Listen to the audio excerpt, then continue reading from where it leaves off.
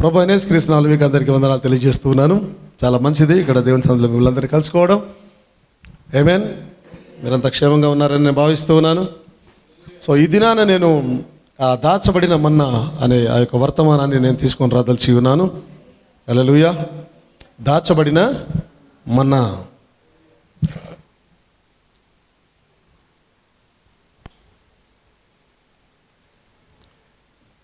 చాలా జాగ్రత్తగా వినండి. ఎప్పుడైతే వాక్యం సెలవిస్తుంది, దేవుడంట జగదుత్పత్తి కన్నా ముందే ఈ కాలంలో వచ్చే ఈ ప్రజల కొరకు, ఈ వధువు కొరకు కొంత జ్ఞానాన్ని ఏం చేశాడు ఆయన? దాచిపెట్టి మూట కట్టి పెట్టాడు దాన్ని. ఆమేన్. ఆ మూట కట్టింది అది ఎవరి కొరకు కాదు, అబ్సల్యూట్గా మన కొరకే మూట కట్టి పెట్టాడు. అసలు అది ఆశ్చర్యం అనిపిస్తుంది. దేవుడు మనకులకు పర్టికులర్గా ఒక మూట కట్టి పక్కన పెట్టడేది అంటే ఒక స్పెషల్ కేర్ను దేవుడు మన ఎడలు చూపిస్తున్నాడు. ఆయన స్పెషల్ ప్రేమ. ఎందుకంటారా, ఇప్పుడు ఇంట్లో మనం చూస్తాము పెద్ద పిల్లలు చిన్న పిల్లల కొరకు మనం ఏం చేస్తాం, కొద్దిగా తీసి పక్కన పెట్టేస్తాం, తర్వాత తింటారు. ఇది పెద్దలు అంతా తినేస్తారని చెప్పేసి ఏం చేస్తాం, కొద్దిగా తీసి పెడతాం. ఎక్కువ వాళ్ళ మీద, చిన్న వాళ్ళ మీద ప్రేమ ఎక్కువ. ఈ చిన్న వధువు, అంత్యకాలంలో వస్తున్న ఈ చిన్న వధువు కొరకు కూడా దేవుడు అధిక ప్రేమ చేత ఏం చేసినాడు? జ్ఞానాన్ని మూట కట్టి పెట్టాడు. ఇప్పుడు ఆ మూట ఎప్పుడు విప్పబడుతుంది అని అన్నాడంటే, 7వ దూత పలుకు దినములలో అతడు బూర ఊదుచు ఉండగా ఆ మూట అంతా ఏమైందన్నాడు? బ్రదర్ జ్ఞానం వచ్చి నెమ్మదిగా మూటను విప్పి ముందు తీసిపెట్టాడు ఆయన. ఆ మూట ఏమిటో కాదు, దేవుని యొక్క వాక్యమైనది. ఆ దేవుని యొక్క వాక్యమే ఈ కాలమునకున్న దేవుని యొక్క మన్నా, దాచబడిన మన్నా అయినది. అదే ఆమేన్. హల్లెలూయా. దేవుని మహిమ కలుగును గాక. ఎప్పుడైతే నేను ఆ యొక్క ఇజ్రాయేలీల గురించి మాట్లాడుతూ, ఆలయం గురించి మాట్లాడుతూ, 3 రూమ్ల గురించి మాట్లాడుతూ, ఆవరణంలో మన్నా పడుతూ ఉంది. యాక్చువల్లీ అవునా? మన్నా ఎక్కడ పడుతూ ఉంది? ఆవరణంలో మన్నా పడుతూ ఉంది. ఆ మన్నాను వారు భుజిస్తూ ఉన్నారు. 2వ రూమ్లో కూడా వారు భుజిస్తూ ఉన్నారు, అక్కడంతా గడుపుతూ ఉన్నారు. కానీ దేవుడు సడన్గా వారికి ఒక మాట చెప్పినాడు. ఏమన్నాడంటే, మీరు కొద్దిగా మన్నాను తీసుకొని వెళ్ళి బంగారు పాత్రలో పెట్టి లోన 3వ రూమ్లో తీసుకొని వెళ్ళండి, అక్కడ పెట్టండి 3వ రూమ్లో అని అన్నాడు ఆయన. అప్పటి వరకు బయటపడుతున్న మన్నా 1 డే అయిపోయింది అనగానే, 24 hours అయిపోగానే అది చెడిపోతుంది, పురుగులు పడుతుంది అది. కానీ ఈ దాచిపెట్టిన మన్నా ఏదైతే లోన వెళ్ళి పెట్టండి అని అన్నారో, అది నిన్న కర్నూలులో చెప్పాను, అది ఇప్పటి వరకు చెడిపోలే. యాక్చువల్లీ అది అప్రాక్సిమేట్లీ ఒక 5,000 సంవత్సరాలు అయింది, ఇప్పటిదాకా చెడిపోలేదు అది. అంటే అది లోన పెట్టి దాన్ని ఒక స్పెషలైజ్డ్ క్యారెక్టర్ దానికి ఇచ్చి, పాడవని క్యారెక్టర్ దానికి ఇచ్చి, అంటే క్లియర్గా చెప్పాలంటే ఆ మన్నాను తీసుకొని మీరు వినండి, ఆ మన్నాను తీసుకొని సేవకుడు పరిశుద్ధ స్థలంలో పెట్టడానికి వెళుతూ ఉన్నప్పుడు, ఎప్పుడైతే 2వ తెర దాటి 3వ గదిలోనికి వచ్చాడో ఆ మన్నా ఏమైంది? ఆత్మీయ మన్నగా మారిపోయింది అది. ఇప్పుడు ఇంకా మీరు క్లియర్ గమనించాలి. ఆ మన్నాను తీసుకొని వచ్చి మందసంలో పెట్టారు. మందసంలో 3 భాగాలు ఉన్నాయి. ఒకటి మన్నా పాత్ర ఉన్నది, 2 అహరోను చిగురించిన కర్ర ఉన్నది, 3వది ఆజ్ఞల పలకలు ఉన్నాయి. ఈ 3టిని క్లియర్గా గమనిస్తే ఆ 3 ఒకటే. ఆ 3 ఒకటే. 2 పలకల మీద రాయబడిన ఆజ్ఞ దేవుని యొక్క వాక్యము. ఆదియందు వాక్యం ఉండను, వాక్యము దేవుని ఉండను, ఆ వాక్యమే దేవుడై ఉండను, ఆ వాక్యమే కృపాసత్య సంపూర్ణంగా మన మధ్య నివాసము చేశాను. అంటే ఆ 2 పలకలు ఎగ్జాక్ట్లీ అబ్సల్యూట్గా యేసుక్రీస్తు అయి ఉన్నాడు ఆయన. దాని పక్కనే వస్తే అహరోను చిగురించిన కర్ర, అంటే మొద్దు చిగురించింది. యాక్చువల్లీ అదేదో వేర్లు ఉండి నాటి చిగురించింది కాదు, అదేదో మొద్దు ఇట్లా ఉన్న ఒక కర్ర తీసుకొని వచ్చి పెడితే చిగురించింది. యేసయ్య మొద్దు చిగురించింది. ఆ యేసయ్య మొద్దుకు వచ్చిన చిగురు ఎవరో కాదు, యేసుక్రీస్తుల వారే ఉన్నారు ఆయన. ఆమేన్. హల్లెలూయా. ఇప్పుడు 3వదిగా వస్తే ఆ పాత్రలో పెట్టిన మన్నా. ఇప్పుడు ఈ మన్నా దేవదూతలు తింటున్న మన్నా కాదు, బయట ఉన్న మన్నా కాదు. కానీ అదే మన్నాను తీసుకొని వచ్చి ఎప్పుడైతే 3వ గదిలోకి తెచ్చారో ఆ మన్నా మారిపోయింది. ఆ మన్నా వేరేగా మారింది. ఎలాగ మారిందంటే, ఆయన అన్నాడు, పైనుండి వచ్చిన జీవాహారం నేనే అని అన్నాడు ఆయన. మీ పితరులు ఆ మన్నాని తిని చనిపోయి, కానీ మీరైతే ఇప్పుడు చనిపోరు అని అన్నాడు. ఎందుకు? మీరు పైనుండి వస్తున్న ఆత్మను, పైనుండి వస్తున్న మన్నాను తింటూ ఉన్నారు. అంటే అబ్సల్యూట్గా ఎప్పుడైతే ఆ కాపరి తను తీసుకొని 3వ గదిలోకి వచ్చాడో ఏమవుతుంది? అది అబ్సల్యూట్గా మీరు అర్థం చేసుకోవాలి దాన్ని. పాత్రను తీసుకొని ఎప్పుడైతే 3వ గదిలోకి అడుగు పెట్టాడో ఆ పాత్రలో యేసుక్రీస్తు వచ్చేసాడు. దానిలోకి ఆ మన్నా యేసుక్రీస్తుగా మారిపోతూ ఉన్నాడు. తను తీసుకొని వచ్చి అక్కడ పెడుతూ ఉన్నాడు ఆయన. అబ్సల్యూట్గా మందసములో ఉన్నది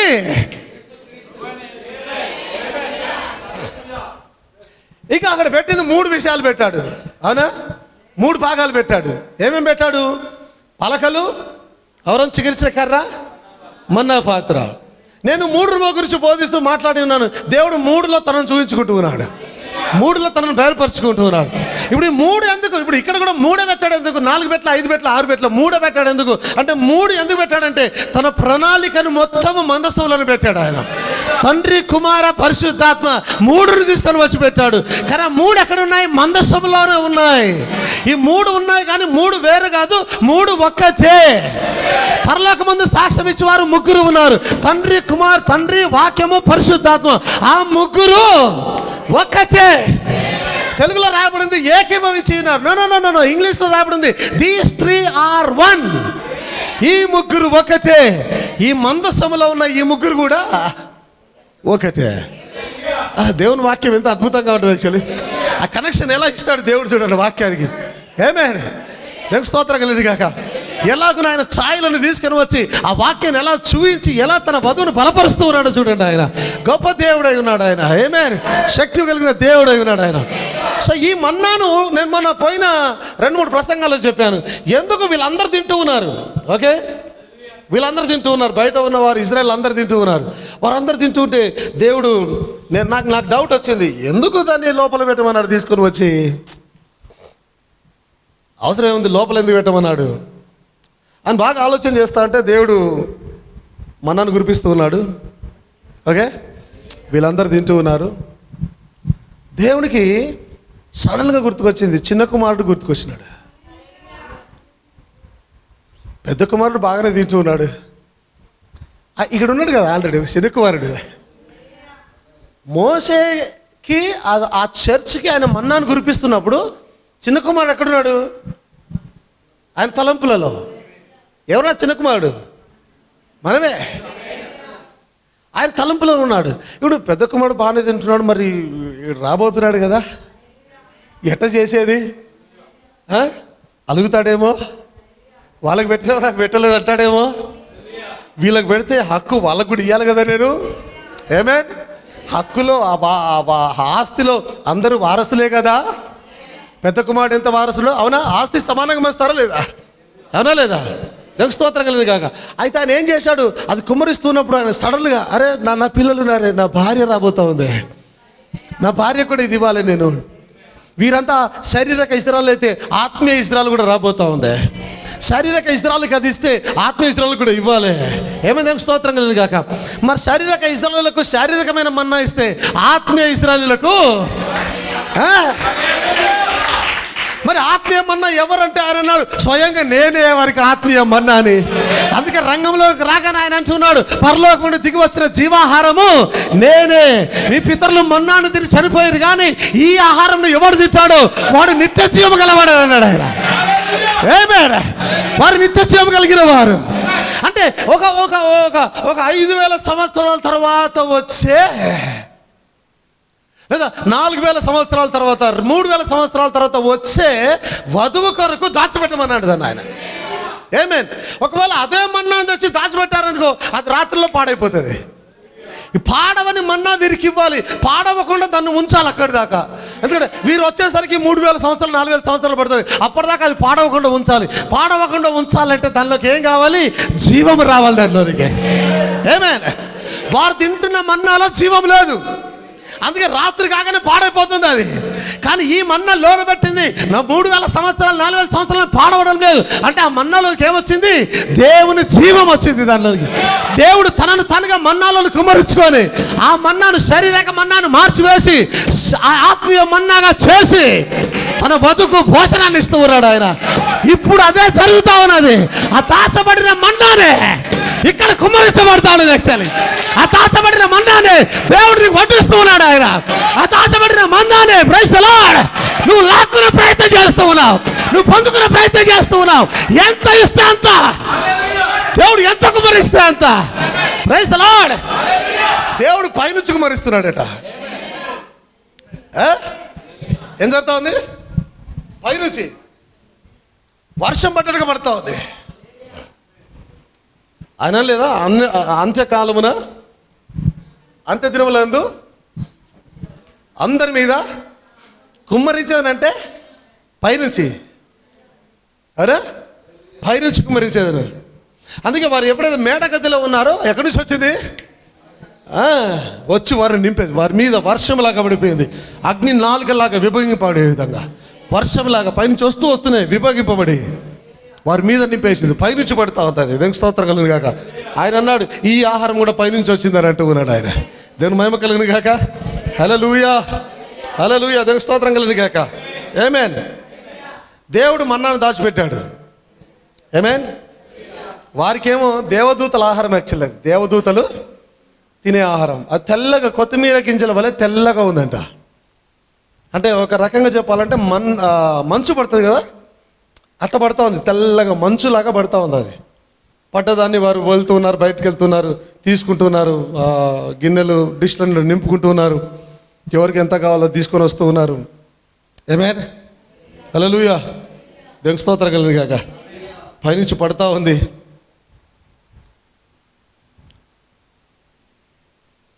ఆ ఇశ్రాయేలు జనాంగము ఎంత మూర్ఖపు జనాంగం అంటే,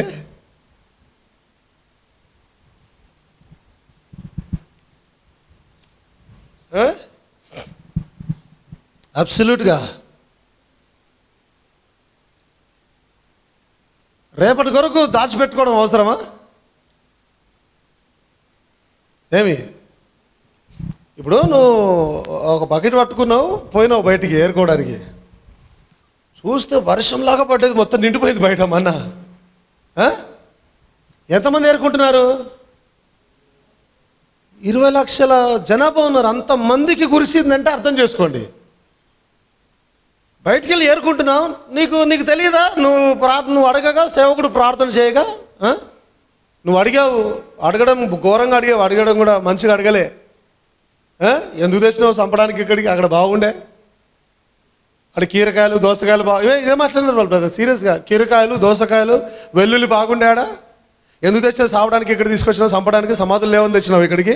అలా మాటలు చూడండి ఎట్లా ఉన్నాయో, భయంకరంగా. సరే వాళ్ళు ఏదో మొరపెట్టారు. ప్రభువా ఏం చేస్తాను ఆయన అంటే ప్రార్థన చేయగా ఏం చేసినాడు? మోసే ప్రార్థించగా, అవునా? మోసే ప్రార్థించగా మన్నాను కురిపించితివి. మోసే ప్రార్థించగా మన్నాను కురిపించితివి. యెహోషువ ప్రార్థించగా సూర్య చంద్రుల నాపితివి. యెహోషువ ప్రార్థించగా సూర్య చంద్రుల నాపితివి. యెహోవా నీ నామము ఎంతో బలమైనది, ఎంతో బలమైనది, ఎంతో. మళ్ళీ సవడతా అది వచ్చినది. మోసే ప్రార్థించగా మన్నాను కురిపించితివి. గ్లోరీ. మోసే ప్రార్థించగా మన్నాను కురిపించితివి. యెహోషువ ప్రార్థించగా సూర్య చంద్రుల నాపితివి. యెహోషువ ప్రార్థించగా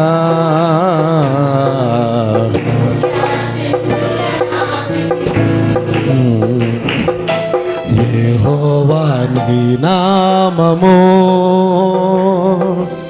ఎంతో బలమైనది, ఎంతో బలమైనది,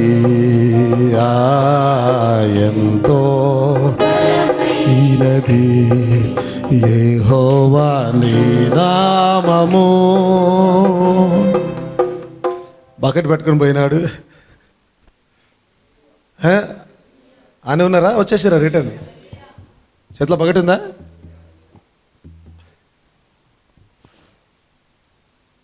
ఈడికి కూడా బకెట్ పెట్టుకుని వచ్చినారా? ఉత్తకొచ్చినారా ఎవరన్నా?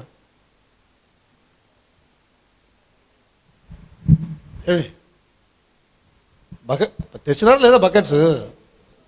అరే వాళ్ళు బకెట్ పట్టుకుంటే నువ్వు కూడా బకెట్ పట్టుకోవాలా? ఏం సంతోషం నవ్వుతావు? తెచ్చినా లేదు బకెట్? నువ్వు బ్యాగ్ తెచ్చినావా? ఏదో ఒకటి నింపుకోనికి ఏదైతే ఉన్నది. ఏం లేకపోతే పాకలలో నింపుకోండి, కానీ నింపుకొని పోయే ప్రయత్నం చేయండి. ఇడికెళ్ళి ఖాళీకి వెళ్ళొద్దు, నిండుకుండా పోవాలి. ఇడికెళ్ళి సగం నింపినానుకో ఉతికి ఉతికి ఉడికి ఉడికి ఆయనతో పోతే ఎక్కిందే. నిండా ఉందనుకో కదలకుండా అలాగే మంచిగా నింపుకొని పోయే ప్రయత్నం చేయి. ఏమైనా హల్లెలూయా. బకెట్ పట్టుకుని వస్తే 20 లక్షల మంది తినేంత మన్నా పడ్డది. మోసే ప్రార్థించగా మన్నాను కురిపించినాడు ఆయన. అవునా? ఎట్ట పడుతుంది? అది కూడా సమృద్ధిగా పడుతూ ఉంది. సమృద్ధి, ఏ కొరత లేదు. వీళ్ళు ఎంత అవిశ్వాసులు, ఎంత మూర్ఖులు అంటే ఈ రోజుకి ఇచ్చిన ఈ ఆహారం సరిపోదు, దీన్ని ఎక్కువగా తీసుకొని రేపటి కొరకు దాచిపెట్టుకుందామని దేవుడు అన్నాడు. ఒక ఓమెర్ అంటే నేను బకెట్ అనుకుందాం, ఓకే? ఒక బకెట్ అంటే ఒక ఓమెర్ అనుకుందాం. దేవుడు అన్నాడు ఒక బకెట్ నిండా నింపుకోవాలి ప్రతి ఒక్కరు, ఓకే? వీళ్ళు ఏం చేసినారు? ఎక్కువ తెచ్చుకుంటూ ఉన్నారు. ఈ బకెట్ మాకు సరిపోదు, మాకు ఇంకెక్కువ కావాలి. ఈ బకెట్ సరిపోదు, మాకు ఇంట్లో ఎక్కువ మంది ఉన్నారు కావాలి. ఎంత మూర్ఖులంటే, అరే ఈ రోజున దేవుడు వర్షంలా కురిపించాడు, మరి రేపుడు కురిపిస్తాడుగా. ఈరోజు ప్రార్థన చేయగా మన్నాను కురిపించిన దేవుడు రేపు కూడా ప్రార్థన చేస్తే కురిపిస్తాడుగా. అంటే రేపటి ఆహారం కొరకు నువ్వేం చేయాలి? ప్రార్థన చేయాలి. అది మానేసి ఈ పడ్డ ఆహారాన్ని రేపటి కొరకు కూడా పెట్టుకుంటాం. ఇది సరిపోవట్లేదు, ఒక బకెట్ మాకు సరిపోదు, మాకు ఎక్కువ కావాలి.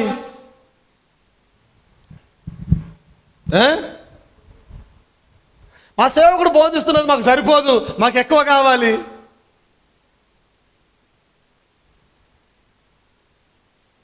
నువ్వు ఈ సంఘంలో వచ్చిన తర్వాత నీకెంత ఇయ్యాలో దేవుడికి తెలియదా? దేవుడిని నువ్వు అవుట్ స్మార్ట్ చేస్తున్నావా? నీకెంత వాక్యం అవసరమో దేవునికి తెలియదా ఏంటి? ఇప్పుడు నువ్వేమో ఈ ఆహారం మాకు సరిపోదు, మాకు ఇంకెక్కువ కావాలి, మాకు ఈ సేవకుడు బోధించింది కావాలి, ఇంకొద్ది ఎక్కువ కావాలి అని ఏం చేస్తూ ఉన్నారు? ఒక పెద్ద సేవకుడు ఎవరు వచ్చినాడని తెలవగానే ఆ మీటింగ్కి వెళ్ళిపోయి సంఘ కాపురికి చెప్పేదిలే ఇష్టం. అక్కడ ఇంకొక వర్షం పడుతోంది, మంచిగా మన్న పడుతోంది, అది కూడా తెచ్చుకుంటామని. ఏమైంది? తెల్లారు లేచేసరికి పురుగులు పట్టింది. పురుగులు అంటే నీకు దేవుడు ఎంత డిసైడ్ చేశాడో అది నీకు సరిపోతుంది. ఎందుకంటే లెక్క చేసిన వాడు. దేవుని లెక్కనే తప్పడుతున్నావు నువ్వు. దేవుని లెక్కను తప్పడుతున్నావా? దేవుని కన్నా ఎక్కువ తెలుసా నీకు? ఏం చేస్తున్నారు? ఫలానా సేవకుడు చాలా చక్కగా బోధిస్తున్నాడు, ఎక్స్ట్రా మీటింగ్ పెట్టాడు, మేము వాడికి వెళ్ళిపోతాం. కానీ వాస్తవానికి నీ సేవకుడు ఎంత పెట్టాడో నీకు అది సరిపోతుంది. యాక్చువల్లీ నీకు సరిపోవాలి. నీ ఇష్టానుసారంగా వేరే చర్చిలోకి వెళ్ళిపోయి అక్కడ వింటా మీటింగ్, అక్కడ మీటింగ్ పెడితే అక్కడ వెళ్తాను, ఇక్కడికి వెళ్తాను, సేవకుడు వద్దన్నా కూడా వెళ్ళిపోతాను.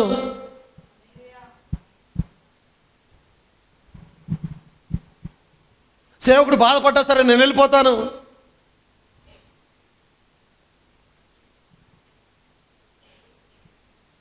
ఆ వ్యక్తి సేవకుడు కాదా? చెప్పాలి.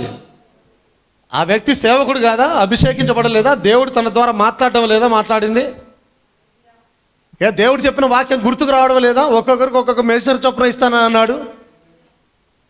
ఇప్పుడు అందరూ ఫలానా మెజర్ ఉన్న ఆయన దగ్గర బాగా మీటింగ్లు పెడుతున్నాడు, అందరు మీటింగ్లకు వెళ్ళిపోతే సంఘాలు ఖాళీ అయిపోవాలా? డినామినేషన్ గొడవలు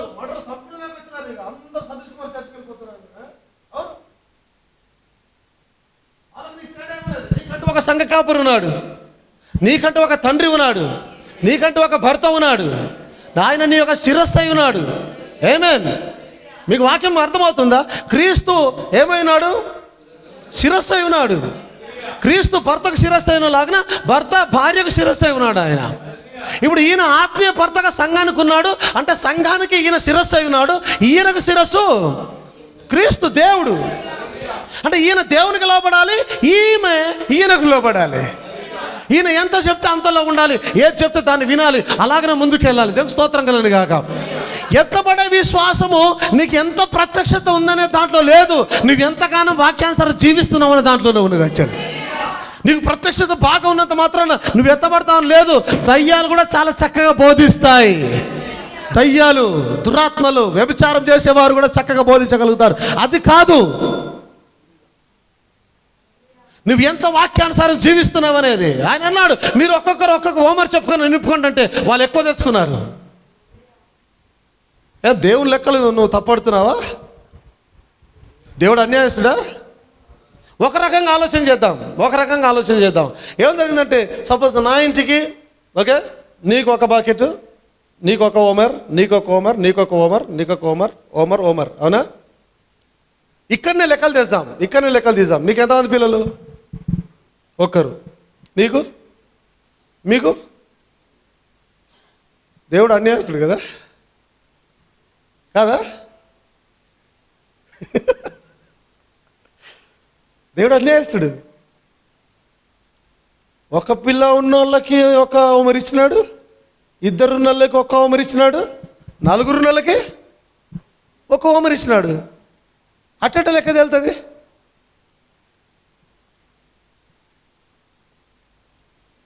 మానవరీత్యా ఆలోచన చేస్తే ఇంత అన్యాయమా? ఏంది ప్రభు?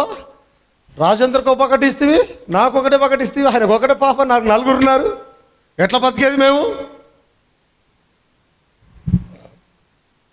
ఈ మూర్ఖత్వానికన్నా ముందు మరొక్కటి ఆలోచన చేయాలంటే, ఇది ఉచితంగా ఆకాశం నుంచి కురిపించాడు దేవుడు. ఆయన అంటే ఒక ఆశ్చర్యము చేసి కురిపించాడంటే ఇది కూడా ఆశ్చర్యకరంగానే నీకు సరిపోతుంది లెక్క. ఆశ్చర్యకరంగా కురిపించాడంటే ఈ లెక్క కూడా ఆశ్చర్యంగా నీకు సరిపోతుంది. అబ్సల్యూట్గా. నీ కుటుంబంలో 15 మంది 20 మంది ఉన్నా, నీ కుటుంబంలో ఒక్కరున్నా అది సరిపోతుంది అక్కడికే. ఎలా సరిపోతుంది? ఎలా ఆశ్చర్యకరుడు అంటే, ఆయన అన్నాడు, అమ్మ పోయి ఒక అప్పం చేసుకురా అంటే ఆమె అప్పం చేసుకుని వస్తుంది. అయ్యా పిండి ఎంత అయిపోయింది అయ్యా, అప్పం చేసుకుని తీసుకొని వచ్చాను. ఆయన అన్నాడు, తినుకుంటూ నువ్వు పోయి చేసుకొని తిన అన్నాడు. ఆయన ముఖం చూసింది, తలకాయ ఖరాబ్ అయినట్టుంది దీనికి. ఏమైంది ఎలియాకి? ఏమయ్యా అట్లా మాట్లాడుతున్నావు, మజాక్ చేస్తున్నావు, జోక్ చేస్తున్నావు నాతోటి? ఆల్రెడీ నీకు చెప్పిన ఒక్క అప్పకు సరిపోయిన పిండింది, నేను నా కొడుకు తిని చనిపోవాలని 2 పుల్లలు ఏరుకొని వచ్చినాను. సిలువ మరణానికి చూపిస్తా ఉంది 2 పుల్లలు. ఆల్రెడీ చెప్పినా, ఇప్పుడు నీకు రొట్టె చేసి ఇచ్చేసిన పిండి ఖాళీ ఉంది, ఆడ నూనె బుడ్డి ఖాళీ అయింది, తెచ్చిస్తే ఇప్పుడేమో పోయి చేసుకొని తిను అంటున్నా. ఓకే మాట్లాడకమా, పోయి చేసుకొని తినిపో. ఒక లడ మాట్లాడతా, పోయి చేసుకొని తినిపో. ఒక్కసారి కసిరిచ్చేసరికి సరే పోతాయా? వెళ్ళి పోయి ఏం చేసింది? కుండను చూసేవారికి ఏమైంది? కుండలో జీవజలంలాగా పిండి ఊరుతా ఉన్నది. చూసి బయటకు అయ్యగారు నోరు మూసుకో, పోయి వండుకొని తిరిపో. ఫస్ట్ అరవ నాకు వీలేదు, నువ్వు నాకు తెలుసు, నువ్వు పర్లేదు, నువ్వు తిని సమృద్ధిగా తిను. ఇంకా ఇదే అరుపు భయంకరంగా ఉంటుంది ఇప్పుడు చూడని చెప్పేసారు అన్నాడు ఆయన. పిండి ఉబుకుతా ఉన్నది, నూనె ఉబుకుతానే ఉన్నది. పక్కింటి వాళ్ళు వచ్చారు, అమ్మ కొద్దిగా పిండి ఇస్తావా? సరే ఇస్తాను. తీసుకుని వచ్చి మొత్తం పిండిని కుమ్మరిచ్చి ఏం చేసింది? మొత్తం పిండి కుమ్మరిచ్చి వాళ్ళు తీసుకుని వచ్చి ఇచ్చేసి అయిపోయిందని ఇంకొకరు వచ్చినారు. పిండి అయిపోయినట్టు ఒకరిచ్చి చూస్తా లోపల మళ్ళీ ఏంటిది? అయ్యగారు ఊరుతానే ఉందా? పర్లేదమ్మా ఇచ్చేసేయి, ఎంతమంది వస్తే అంతమందికి ఇచ్చేసేయి.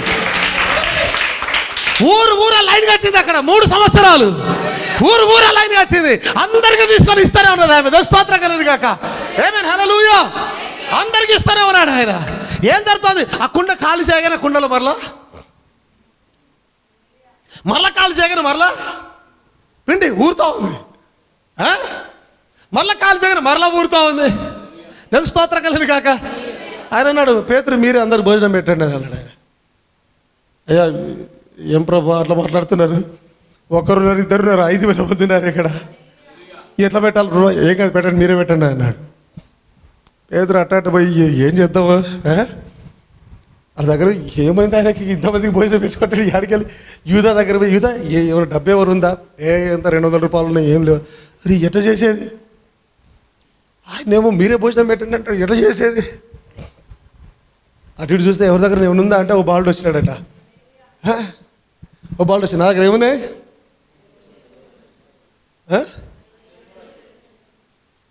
ఏమున్నాయి? ఎవరు 5 చేపలు అన్నారు?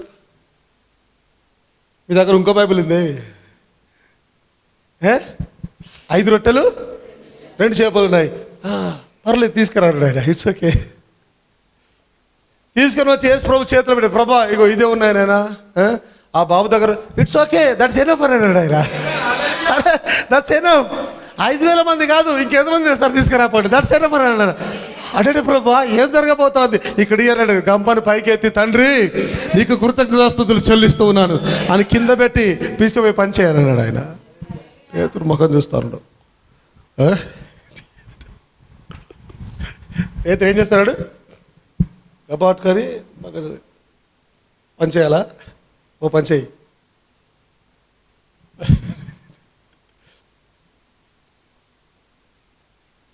తీసి ఇగో నీ తీసుకో, తీసి నువ్వు తీసుకో, ఇచ్చి ఇలా ఎట్లా ఇవ్వాలి నీకు ఇప్పుడు నేను అని చూస్తే టకటకటకటక పోగేసింది.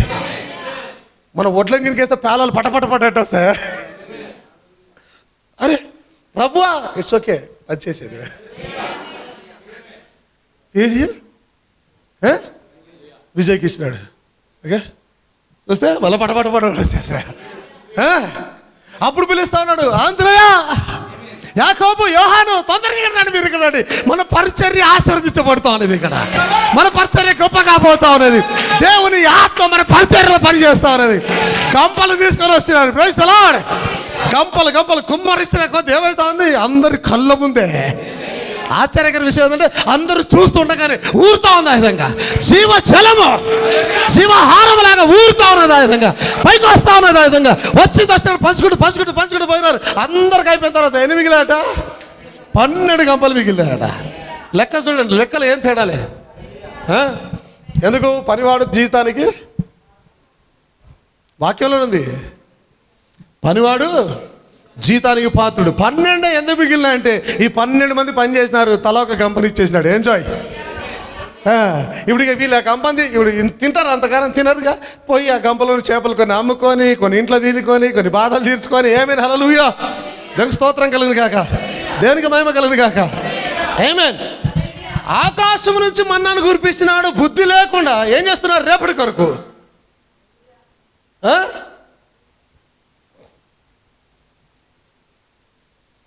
అరే రాత్రి కురిపిస్తున్నాడు కదా, పొద్దులేమని కురిపిస్తున్నాడు కదా, సరిపోద్దుగా నీకు. వీళ్ళేం చేసినారు? ఎక్కువ ఏరుకుంటూ ఉన్నారట. ఏమేన్ అలా వెళ్ళారట. అందరు బయటికి మొత్తం వెళ్ళి పట్టుకొని ఏరుకున్నారు. ఇప్పుడు ఈయన దగ్గర చిన్న బకెట్ ఉంది, ఓకే. ఆయన దగ్గర కొంచెం పెద్ద బకెట్ తీసుకున్నాడు. ఆయన దగ్గర 5 ఉన్నారు కాబట్టి ఆయన 2 బకెట్లు. అదే జరిగిందాడా? వినండి, అదే జరిగిందాడా? 2 బకెట్లు, 2 బకెట్లు తీసుకొని టక పోయినారు. టక నింపేసుకున్నారు. అందరు వస్తున్నారు. ఇంటిలోకి పోవడానికి లేదు. ఇప్పుడు ఇంటిలోకి పోవడానికి లేదు. ఎక్కడ పోవాలి? సంఘ పెద్దల దగ్గర రావాలి. సంఘ పెద్దల దగ్గరకు వచ్చిన తర్వాత సంఘ పెద్దలు ఇప్పుడు కొలుస్తారు దాన్ని. దేవుడిచ్చిన ఓమేరుతోని కొలుస్తారు వారు. ఓమేరుతో అక్కడ పెట్టి అందరూ కొలుచుకొని, పబ్లిక్ ఎలా ఉన్నారు? 10 మంది మీద ఒకరు, 50 మంది మీద ఒకరు పెద్దలు ఉన్నారుగా. ఓమేరు ఉంది, ఓమేరులో పోల్చి కొలవాలి. ఆయన చిన్న బకెట్ తీసుకొని పోయినాడు. ఓకే, చిన్న బకెట్లు నింపుకొని వచ్చినాడు. ఇంకా నా దగ్గర బకెట్ లేదు, ఇదే ఉంది, సర్లే అడ్జస్ట్ చేసుకుందాం వచ్చి ఈయన దగ్గరకు వచ్చినాడు. ఓమేరేమో దానికన్నా పెద్దగా ఉంది, బకెట్ ఇంత ఉంది, ఓమేరు ఇంత పెద్దగా ఉంది. ఓకే, అర్థమవుతుంది మీకు? చిన్న బకెట్ ఉంది, ఓమేరు ఇంత పెద్దగా ఉంది. ఆయనేమో ఆ చిన్న దానికి ఏరుకొని వచ్చినాడు. కొద్దిగా బాధతో సర్లే ఇంకా అడ్జస్ట్ చేసుకుందాము అని ఏరుకొని వచ్చినాడు. వచ్చి రాగానే దాంట్లో పోయాడు ఆయన సంఘ పెద్ద. కొలవాలి దేవుని లెక్కతోనే, ఏదైనా దేవుని లెక్కరే, దేవుని లెక్కకు మించి ఏమీలే. దేవుడు అన్యాయస్తుడు కాదు. దాంట్లో పోయాడు. చిన్న బకెట్ ఎత్తిపోయాక ఓమెరు నిండిపోయింది. సార్ నేను చిన్న బకెట్ తెచ్చిన అదే నిండిపోయింది. అదంతే, తీసుకొని పోయి ఇడికెళ్ళి అదంతే తీసుకొని పో. ఈయన పెద్ద బకెట్ తెచ్చినాడు. ఓకే, తీసుకొని వచ్చి లెక్క చేయండి, పోసినాడు. ఏమైంది? కరెక్ట్, ఓమెరు సరిగా నిండిపోయింది. ఓకే, సరిపోయింది. ఇంకొక 2 బకెట్లు తీసుకొని వచ్చినాడు. ఏమైంది? 2 బకెట్లు. ఒక బకెట్ పోసినాడు, సగానికే ఉంది. అరే ఈ బకెట్ నిండిపోవాలి. యాక్చువల్లీ అది ఒక బకెట్కి ఓమెరు నిండిపోవాలి. ఆ బకెట్ పోస్తే ఏమైంది? అదిగా సార్ నేను ఎక్కువ తెచ్చుకున్నా. నువ్వెంత తెచ్చుకున్నావు అనేది కాదు, దేవుడు ఎంత ఇయ్యాలనుకున్నాడు అదే మ్యాటర్ ఇక్కడ. పోయి దాన్ని కూడా పోయి దీన్ని కూడా పోసినాడు. ఇది పోస్తే ఏం కావాలి? పొంగి పొర్లిపోవాలి. ఇది పోస్తే ఏమైంది? ఓమెరు కరెక్ట్గా వచ్చేసింది. దేవుని స్తోత్రం కలిగింది కాక. ఆమేన్. అందుకే వాక్యంలో రాయబడింది, ఎక్కువ కూర్చుకున్న వానికి ఎక్కువ కాలేదనియు, తక్కువ కూర్చుకున్న వానికి తక్కువ కాలేదనియు. దేవుని స్తోత్రం కలిగింది కాక. ఎక్కువానికి ఎక్కువ కాలే, తక్కువానికి తక్కువ కాలే. దేవుని లెక్క పర్ఫెక్ట్. దేవుడు లెక్కలు పర్ఫెక్ట్గా చేస్తాడు ఆయన. ఏమైనా స్తోత్రం కలిగింది కాక. నువ్వు ఎక్కువ తెచ్చుకుంటే నీకేం సంబంధం లే, తక్కువ తెచ్చుకుంటే నీకు సంబంధం లే. లెక్క చేసేవాడు దేవుడు ఇక్కడ. కళ్ళ ముందే ఆశ్చర్యమవుతా ఉంది. కళ్ళ ముందే అరే అట్ట ఇది జరుగుతూ ఉన్నది అంటే ఏం జరుగుతూ ఉంది? చాలా జాగ్రత్త గమనించాలి, చాలా జాగ్రత్త గమనించండి. ఏం జరుగుతుంది తెలుసా అక్కడ? ఆమేన్. పైనుంచి కురిపిస్తున్నప్పుడు దేవుడు లెక్కలు చేసి కురిపిస్తున్నాడు. యాక్చువల్లీ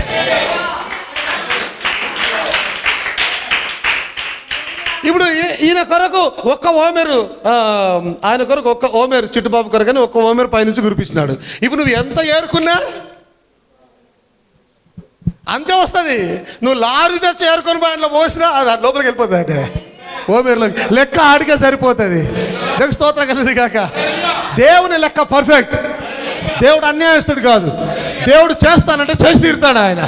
ఆమేన్. హల్లెలూయా, హల్లెలూయా. దేవుని మహిమ కలిగింది కాక. ఎప్పుడైతే దేవుని వాక్యాన్ని బోధిస్తున్నాడో, దేవుని సేవకుడు వాక్యాన్ని బోధిస్తున్నాడో, ఒక వ్యక్తి చాలా తక్కువగా అర్థం చేసుకుంటూ ఉన్నాడు. ఆమేన్. ఒక వ్యక్తి కొద్దిగా గొప్పగా అర్థం చేసుకుంటున్నారు. ఇంకో వ్యక్తి చెప్పిన దానికన్నా ఊహించుకొని అది ఇది ఇలాగ దేవుని వాక్యం ఇంకెక్కువగా అర్థం చేసుకుంటున్నాడు. ఆమేన్. దేవుని మహిమ కలిగింది కాక. హల్లెలూయా. ఒక చదువుకున్న వారికి తక్కువ అర్థమవుతుంది, చదువు లేని వారికి ఎక్కువ అర్థమవుతుంది, ఇంకా బాగా చదువుకున్న వారికి ఇంకా బాగా అర్థమవుతా ఉన్నది. దేవుని స్తోత్రం కలిగింది కాక. ఎవరికి ఎంత అర్థమైనా నెక్స్ట్ సండే లోపు నీ ఓమెరు కరెక్ట్గా సరిపోతుంది. అక్కడికి నువ్వు మళ్ళా ఖాళీ బకెట్ పట్టుకొని రావాల్సిందే. ఇక్కడికి ఖాళీ బకెట్లతో ఇక్కడ రావాల్సిందే. మరలా నువ్వు ఎంత నింపుకున్నా అది ఆడికే సరిపోతుంది. దేవుని లెక్క ఎప్పుడు తప్పదు. అది స్తోత్రం కలిగింది కాక. సంఘంలో ఒక ఆయన ఉండేసి నాకు బాగా తెలుసు, నాకు బాగా అర్థమవుతుంది, చాలా అద్భుతమైన ప్రత్యక్షత నాకు వస్తుంది, నెక్స్ట్ సంఘ కాపురం నేనే. అంత లేదు. నీ బకెట్ ఖాళీ అవుతుంది.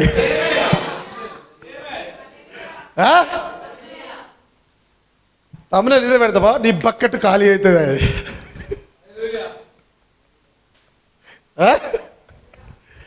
అందరూ అనుకుంటారు ఏం ఈయన బకెట్ల గురించి మాట్లాడుతున్నాడు, బకెట్ ఖాళీ అవుతా అంటాడు. ఏం మాట్లాడుతున్నాడు అసలు ఈయన?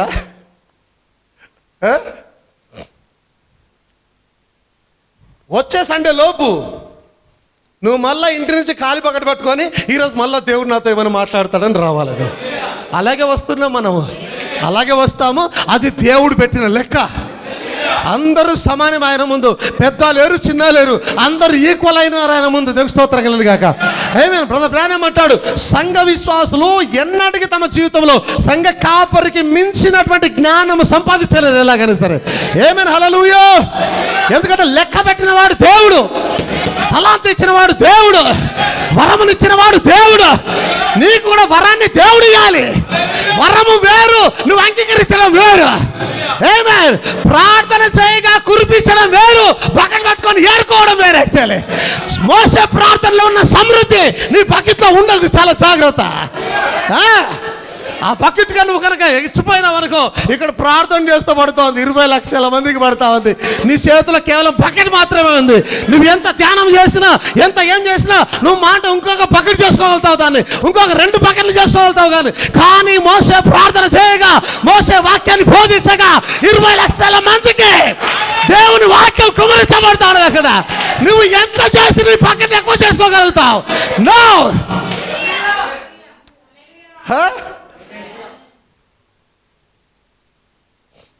వాళ్ళు ఎంత మూర్ఖులో చూడండి. దేవుడు వదిలిపెట్టినాడా? అందరు సమానమే. ఇప్పుడు నేనంటాను ఒక మాట, ఇప్పుడు 4 ఉన్నారని నువ్వు 2 బకెట్లు తెచ్చుకుంటే, ఈయన ఒక్కడున్నాడని చిన్నది తెచ్చుకుంటే, చాలా జాగ్రత్త వినండి, వాళ్ళు ఎంత బుద్ధి లేని వాళ్ళంటే ఒక్కరున్నారు కూడా రేపటి కొరకు తెచ్చుకున్నారు.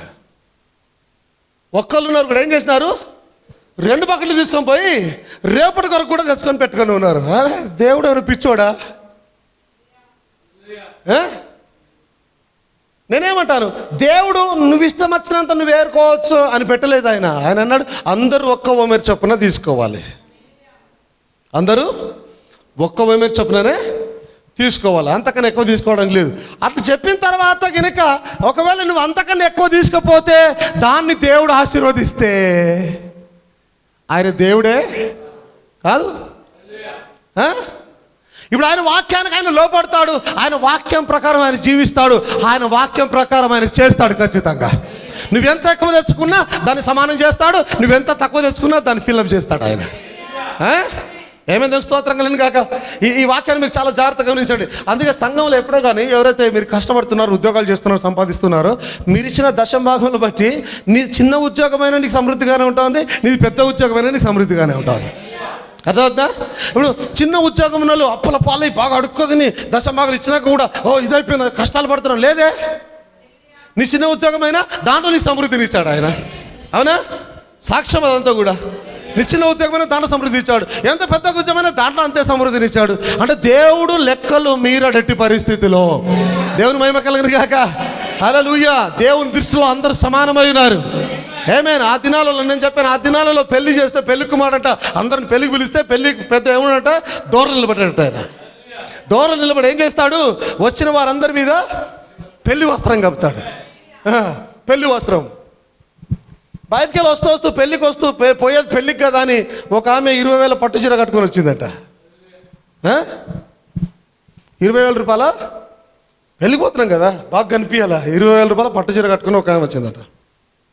ఇంకొక ఆమె 10,000 పట్టు చీర కట్టుకుని ఒక ఆమె వచ్చిందట. ఇంకొక ఆమె 5,000 రూపాయలది ఒక మంచి ఒక టైపు చీర కట్టుకుని, ఇంకొక ఆమె 1,000 రూపాయలలో బాగా నార్మల్గా శారీ కట్టుకుని ఒక ఆమె వచ్చింది. వాళ్ళకున్న స్తోమతలను బట్టి. ఓకే, అట్లా వచ్చినారంట. డోర్లోకి వచ్చిన తర్వాత ఇప్పుడు దేవుడు ఏం చేయాలి? చేయాలి. దేవుడు సమానం చేయాలి. అయినా చేస్తాడు కూడా ఆయన. ఎప్పుడైతే వచ్చినారో లోపల రాగానే పెళ్ళి పెద్ద ఏం చేస్తున్నాడంట, ఆమె ఏ పట్టు చీర కట్టుకొని వచ్చినా మీద తెల్లంది కప్పేస్తారంట. కలర్లు జిగేలు ఏమి అనిపించేదిలే. నీ 20,000 ఎటు బాయినావు? ఆమె రాగానే పెళ్లి వస్త్రం తీసి మీద కప్పేసినట్ట. చూసుకుంటే మొత్తం తెల్లగా కనిపిస్తా ఉంది. ఏమే హల్లెలూయా, తెల్లగా కనిపిస్తా ఉంది. లోపలికి వచ్చిందట, ఆమె కోసం ఎదుగుదట. ఆమె కూడా లోపలికి వస్తే 10,000 చీర ఆమె మీద కూడా తెల్లని వస్త్రం కప్పేసినాడంట. ఆమె కూడా మొత్తం తెల్లగా కనిపిస్తుంది. ఓకే, ఒక్కరు చిల్లబడ్డాడట. 20,000 చీర, 10,000 చీర, 5,000 చీర, 1,000 రూపాయల చీర లైన్గా నిలబడ్డారట. చూస్తే అందరూ ఏం తేడాలే. ఈమె 20,000 ఏమో నేను జిగేలు మనాలి ఇవ్వాలా, అందరు చూపు నా మీద ఉండాలి ఇవ్వాలా, అందరు నన్ను చూసి మెచ్చుకోవాలి ఈ రోజున అని ఆమె వచ్చిందంట. అలా వారు వచ్చి ఉన్నట. చూస్తే ఇక్కడికి వచ్చేసరికి ఏమైంది, అందరూ సమానం. ఇప్పుడు పెళ్లి పెద్ద చూపు ఇప్పుడు ఎవరి మీద పడ్డది? ఎవరికైతే రంగురంగుల వస్త్రం ఉన్నదో, ఎవరికైతే పెళ్లి వస్త్రము లేదో, తెల్లని వస్త్రము లేదో. ఇప్పుడు గమనించారు, ఇక్కడ కూర్చున్న వాళ్ళు అందరికి తెల్లని వస్త్రాలు అనుకుందాం, ఒక్కరికి లేవు. దృష్టి ఎవరి మీద పడుతుంది ఇప్పుడు? ఎందుకు? మిగతా వాళ్ళంతా సమానంగా ఉన్నారు. ఇక్కడ ఎవరిలో ఏం తేడాలు లేవు. దేవునికి స్తోత్రం కలుగును గాక. అందుకే దేవుని దృష్టిలో అందరూ సమానమే. నేను చక్కగా బోధించాను, కర్నూలు చాలా చక్కగా బోధించాను. నీకు ప్రత్యక్షత ఎక్కువగా ఉందని ఆ పరలోకంలో నీకు ఒక స్పెషల్ విల్లాయం కట్టించి పెట్టలేదు ఆయన.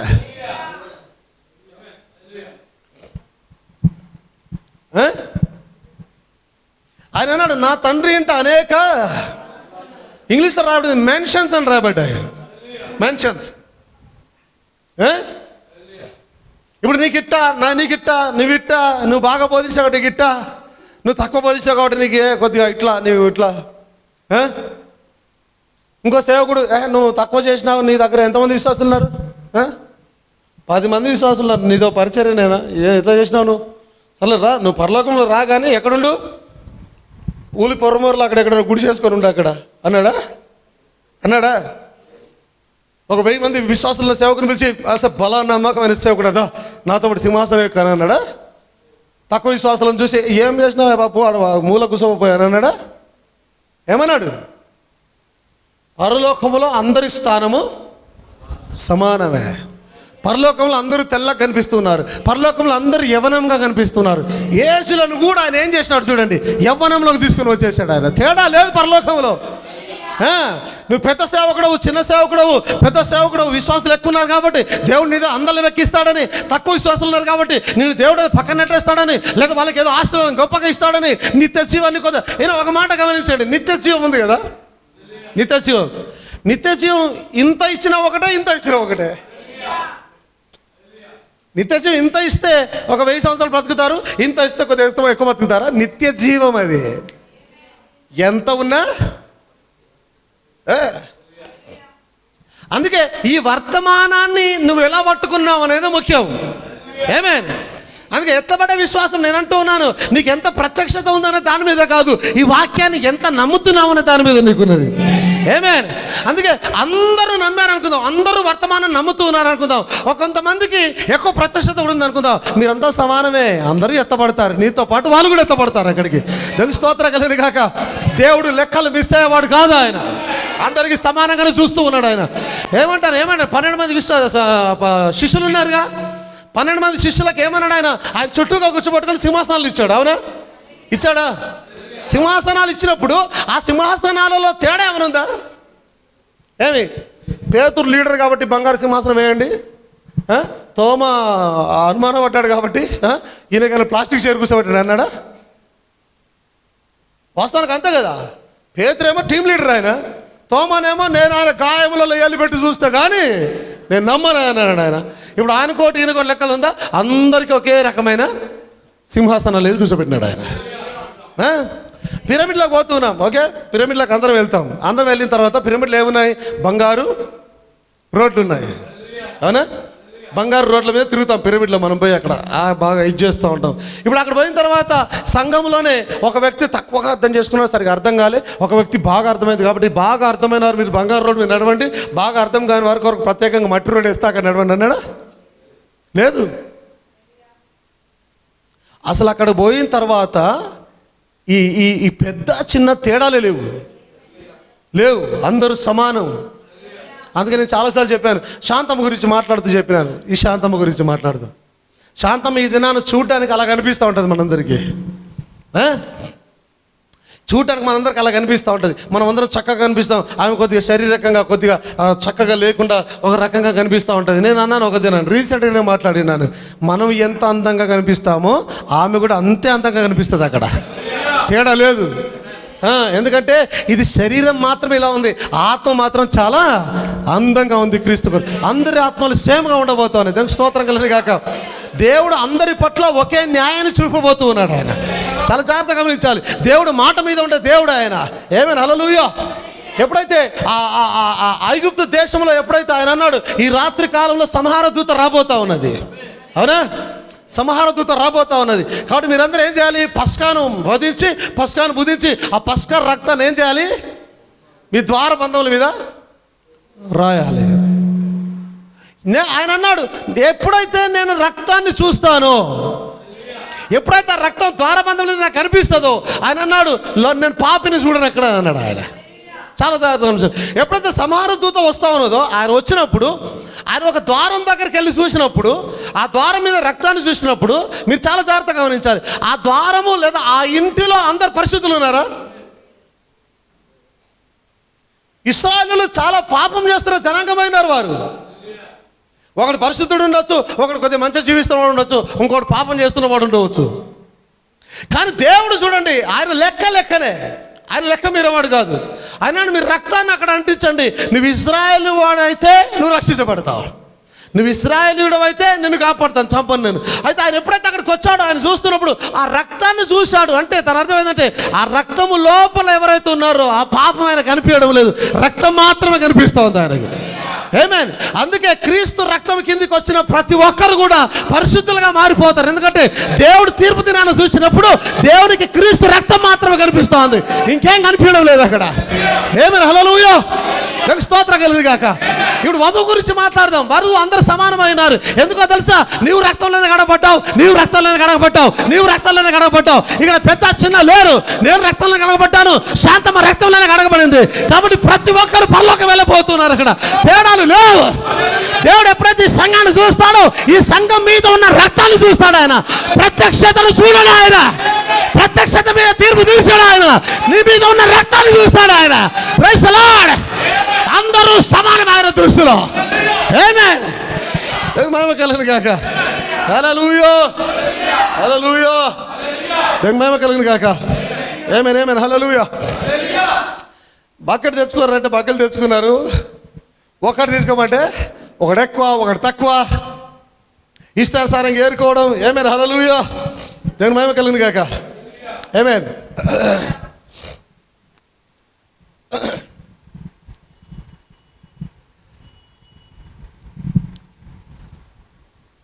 కొద్దిగా డీప్గా, ఓకే, వినండి జాగ్రత్తగా. ఆయన 7 దినాలు మన్నాను కురిపిస్తున్నాడు. ఓకే, ఓకేనా? ఓకేనా? నీకు ఓకేనా ఎస్తర్? ఓకే, నీకు ఓకేనా? మాకు ఓకేనట్టే. ఏమే 7 దినాలు ఏం చేసినాడు? మన్నాను కురిపిస్తున్నాడు. మొదటి దినానికి కావాల్సిన మన్నాను మొదటి దినాన్ని కురిపిస్తున్నాడు, రెండో దినానికి కావాల్సిన మన్నాను రెండో దినానికి కురిపిస్తున్నాడు. ఫ్రెష్గా ఎప్పటికప్పుడే, రాత్రి సద్దిమూట అవసరం లేదు, ఫ్రెష్గా కురిపిస్తున్నాడు ఆయన. 7 దినాలకు సంబంధించిన మన్నాను 7 దినాలు కురిపిస్తూ ఉన్నాడు. ఏమేన్? జాగ్రత్తగా గమనించండి. 7వ దినానికి కావాల్సిన మన్నాని 6వ దినాన్ని కురిపించేసినాడు. ఆశ్చర్యం చూడండి. ఆశ్చర్యం చూడండి. 7వ దినాన మన్నా లేదు, మన్నా పడ్డవులే. ఎందుకు 7వ దినాన? పని చేయకూడదు, విశ్రాంతి దినం. చాలా డీప్ మీనింగ్ ఉంది దాంట్లో, చాలా డీప్ రెవల్యూషన్ ఉంది దాంట్లో. ఇప్పుడు ఆయన ఈ దినానికి మొదటి దినానికి కావాల్సిన మన్నాను మొదటి దినానికి కుమ్మరించాడు. ఆయన అన్నాడు, రేపు మళ్ళా రెండో దినానికి కావాల్సిన మన్నాను నేను మళ్ళా కుమ్మరిస్తాను. అవునా? కుమ్మరిస్తానని అన్నప్పుడు ఈ విశ్వాసం ఏం చేసినారు? అరే రేపటిది రేపు వస్తుంది కదా, దాని గురించి ఇప్పుడు ఎందుకు దాచిపెట్టుకోవాలి, మనం అలా చేయకూడదు, రేపటి దాన్ని కుమ్మరిస్తానని అన్నాడు, ఈ దినానికి తీసుకుందాం చాలు అని అనుకోలేవారు. వారు ఏం చేసినారు? రేపటి కొరకు తీసుకొని వచ్చి ఉన్నారు. ఇందాక మనం చదివిన వాక్యంలో చూస్తే, ఇందాక చదివిన మనం ఒక వాక్యం చూడండి. వారు ఓమెరుతో కొలిచినప్పుడు హెచ్చుగా కూర్చుకున్న వానికి ఎక్కువ మిగలలేదు, తక్కువగా కూర్చుకున్న వానికి తక్కువ కాలేదు. వారు తమ తమ ఇంటి వారి భోజనమునకు సరిగా కూర్చుకొని ఉండిరి. మరియు మోషే దీనిలో ఏమీ ఉదయం వరకు ఎవరినో మిగిల్చుకొనకూడదని వారితో చెప్పాను. దేవునికి స్తోత్రం కలుగును గాక. 17వ వచనంలో చూస్తే ఇశ్రాయేలీయులు అట్లు చేయగా కొందరు హెచ్చుగాను కొందరు తక్కువగాను కూర్చుకున్న దానికి ఈ యొక్క 18వ వచనంలో చూస్తే ఓమరుతో కొలిచినప్పుడు హెచ్చుగా పెంచుకున్న వానికి సమానం అయిపోయింది, తక్కువ తెచ్చిన వానికి సమానం అయిపోయింది. సమానమైన తర్వాత మోషే అంటున్నాడు, దీన్ని మొత్తం తినేసేయాలి మీరు, రేపు పొద్దున వరకు తిని ఉంచుకోవద్దు. అలా చెప్పిన తర్వాత కూడా వినండి, చాలా జాగ్రత్త. మోషే చెప్పిన తర్వాత కూడా అయితే వారు మోషే మాట వినక, అయితే వారు మోషే మాట వినక, వద్దు అంటే వద్దు, చెయ్యి అంటే చెయ్యి. అందుకే ఇందాక చెప్పాను, సేవకుడు సపోజ్ నువ్వు బయట మీటింగ్ ఉందయ్యా నేను పోవాలనుకుంటున్నాను, సేవకుడు వద్దు అన్నాడా? వద్దు. వద్దు, అయిపోయింది అది, వద్దు. ఎందుకు? రేపు నాడు దేవుడు లెక్క అడిగేది నేను చెప్పిన ప్రసంగం మీదే కానీ ఆయన చెప్పిన ప్రసంగం మీద అడగడు ఆయన. నేను నడిపించిన విధానం మీదనే నీకు లెక్క చేస్తాడు దేవుడు, ఆయన వేరే దాని మీద కాదు. ఇప్పుడు సేవకుడు లేదు, నువ్వు అది నేను మీటింగ్ కదా నేను వెళ్తా అంటే మీటింగ్ అయితే మాత్రం సంఘక్రమం ఒకటి ఉందిగా, క్రమానికి లోపడాలి కదా. దేవుడు ఒక లెక్క పెట్టినాడు కదా. లేదయ్యా మా ఇంట్లో 4 పిల్లలు ఉన్నారంటే, అరే లేదు దేవుడు లెక్క పెట్టినాడు కదా. దేవునికి తెలియదు నీ ఇంట్లో 4 పిల్లలు ఉన్నారని, దేవునికి తెలియదా నీ ఇంట్లో 4 పిల్లలు ఉన్నారని? తెలుసుగా దేవుడికి. ఎందుకు? నీకు పిల్లలు ఇచ్చింది దేవుడే, ఆయనకు అన్నీ తెలుసు, సర్వం ఎరిగిన దేవుడై ఉన్నాడు ఆయన. ఇప్పుడు లేదు నా ఇంట్లో ఇంతమంది ఉన్నారా, నేను కొద్దిగా ఎక్కువ కూర్చుకుంటానంటే, లేదు నీకు ఎంత కావాలో దేవునికి తెలుసు, అందరికి సమానంగా ఇచ్చే దేవుడై ఉన్నాడు. చాలా జాగ్రత్తగా గమనించాలి. ఏమో అవసరం వస్తే ఆయన 2 బకెట్లు ఇస్తాడేమో, ఇచ్చాడుగా. శనివారం 2 బకెట్లు ఇచ్చాడుగా. ఇచ్చాడా లేదు? ఆదివారం విశ్రాంతి దినం, మన లెక్కలో ఆదివారం విశ్రాంతి దినం. ఆ దినం కొరకు శనివారం 2 బకెట్లు ఇచ్చేస్తాడు కదా. ఆయనకు తెలుసు కదా ఎప్పుడు ఎలా ఇవ్వాలో, ఎంత ఇవ్వాలో. అలా కాకుండా వారు ఏం చేసినారు? మోసే మాట వినక, చెప్పినా కూడా వినక, వద్దంటే కూడా అలాగే పోయి, వద్దంటే కూడా అలాగే వెళ్ళొద్దయ్యా అంటే వెళ్ళి, మీటింగే కదా అంటే వెళ్ళొద్దంటే వెళ్ళి, పలానా పెద్ద సేవకుడు వస్తున్నాడు బాగా బోధిస్తాడు, అరే బోధిస్తే ఎలా చేస్తే ఏమున్నది, వెళ్ళి, వద్దంటే వెళ్ళి, వినకుండా. మోసే మాట వినక కొందరు ఉదయం వరకు దానిలో కొంచెము మిగిల్చుకొనగా, ఆయన అన్నాడు తినేమన్నాడు ఆయన, వీరేమో ఉదయం వరకు కొద్ది గుంచుకోరు. చెప్పినాక కూడా కోపం తెప్పించున్నారు ఆయనకి. మోసే మాట వినకుండా, సేవకుని మాట వినకుండా నిర్లక్ష్యం చేసి కొంచెం మిగిల్చుకొనగా అది పురుగు పట్టి కంపు కొట్టెను. మోసే వారి మీద కోపపడగా. దానికి స్తోత్రం కలను గాక. ఇప్పుడు చాలా జాగ్రత్తగా గమనించండి. 7 దినాల కొరకైన ఆహారాన్ని ఆయన కుమ్మరిస్తూ ఉన్నాడు. అవునా? మొదటి దినానికి సంబంధించింది మొదటి దినాన్ని ఇచ్చాడు, 2వ దినానికి సంబంధించి 2వ దినాన్ని ఇచ్చాడు, 3వది 3, 4, 4, 5, 5, 6వది 6వ దానికి ఇచ్చాడు, 7వ దాని వరకు ముందే ఇచ్చేసాడు ఆయన 6వ దినాన. ఇప్పుడు చాలా జాగ్రత్తగా గమనించండి. 7 దినాలు ఈ ఇశ్రాయేలు జనాంగము, మోసే, అరణ్య ప్రదేశము, ఇవన్నీ కూడా మనం చాలా జాగ్రత్తగా గమనించినట్టయితే పాత నిబంధన గ్రంథం అంతా కూడా రాబోతున్న దానికి షాడోగా ఉన్నది, అది ఛాయగా ఉన్నది. అంటే పాత నిబంధనలో జరిగినదంతా కూడా ఏమవుతుంది? ఖచ్చితంగా రియాలిటీగా జరుగుతుంది, అది రియాలిటీగా. సో దేవుడు 7 దినాలకు ఇస్తూ ఉన్నాడు, 7 దినాల లెక్క చెప్పాడు అని అంటే చాలా జాగ్రత్తగా గమనించాలి. ఈ 7 దినాలు 7 సంఘకాలాలు అయి ఉన్నాయి. ఏమైనాయి? మీకు అర్థమవుతుందా? కొద్దిగా మెల్లిగా వాక్యంలోనికి వెళ్దాం, డీప్గా వెళ్దాం. 7 దినాలు 7 సంఘకాలాలు అయి ఉన్నాయి. మోసే అక్కడ దాని వాక్యాన్ని అందిస్తూ ఉన్నాడు ఆయన. మొదటి సంఘకాలం, 2వ సంఘకాలం, 3వ సంఘకాలం. జాగ్రత్తగా ఉంచాలి. దేవుడు వాక్యాన్ని ఏ సంఘకాలానికి ఏది కావాలో ఆ సంఘకాలానికి అది ఇచ్చాడు ఆయన. ఒక మాట మీరు అర్థం చేసుకోవాలి. ఎందుకు తెల్లారి వరకు ఉంచుకోవద్దు అన్నాడు ఆయన? ఎందుకు తెల్లారి వరకు ఉంచుకోవద్దు అన్నాడు? పురుగు పడుతుంది అన్నాడు, అది పని చేయదు అని అన్నాడు. ఎందుకు?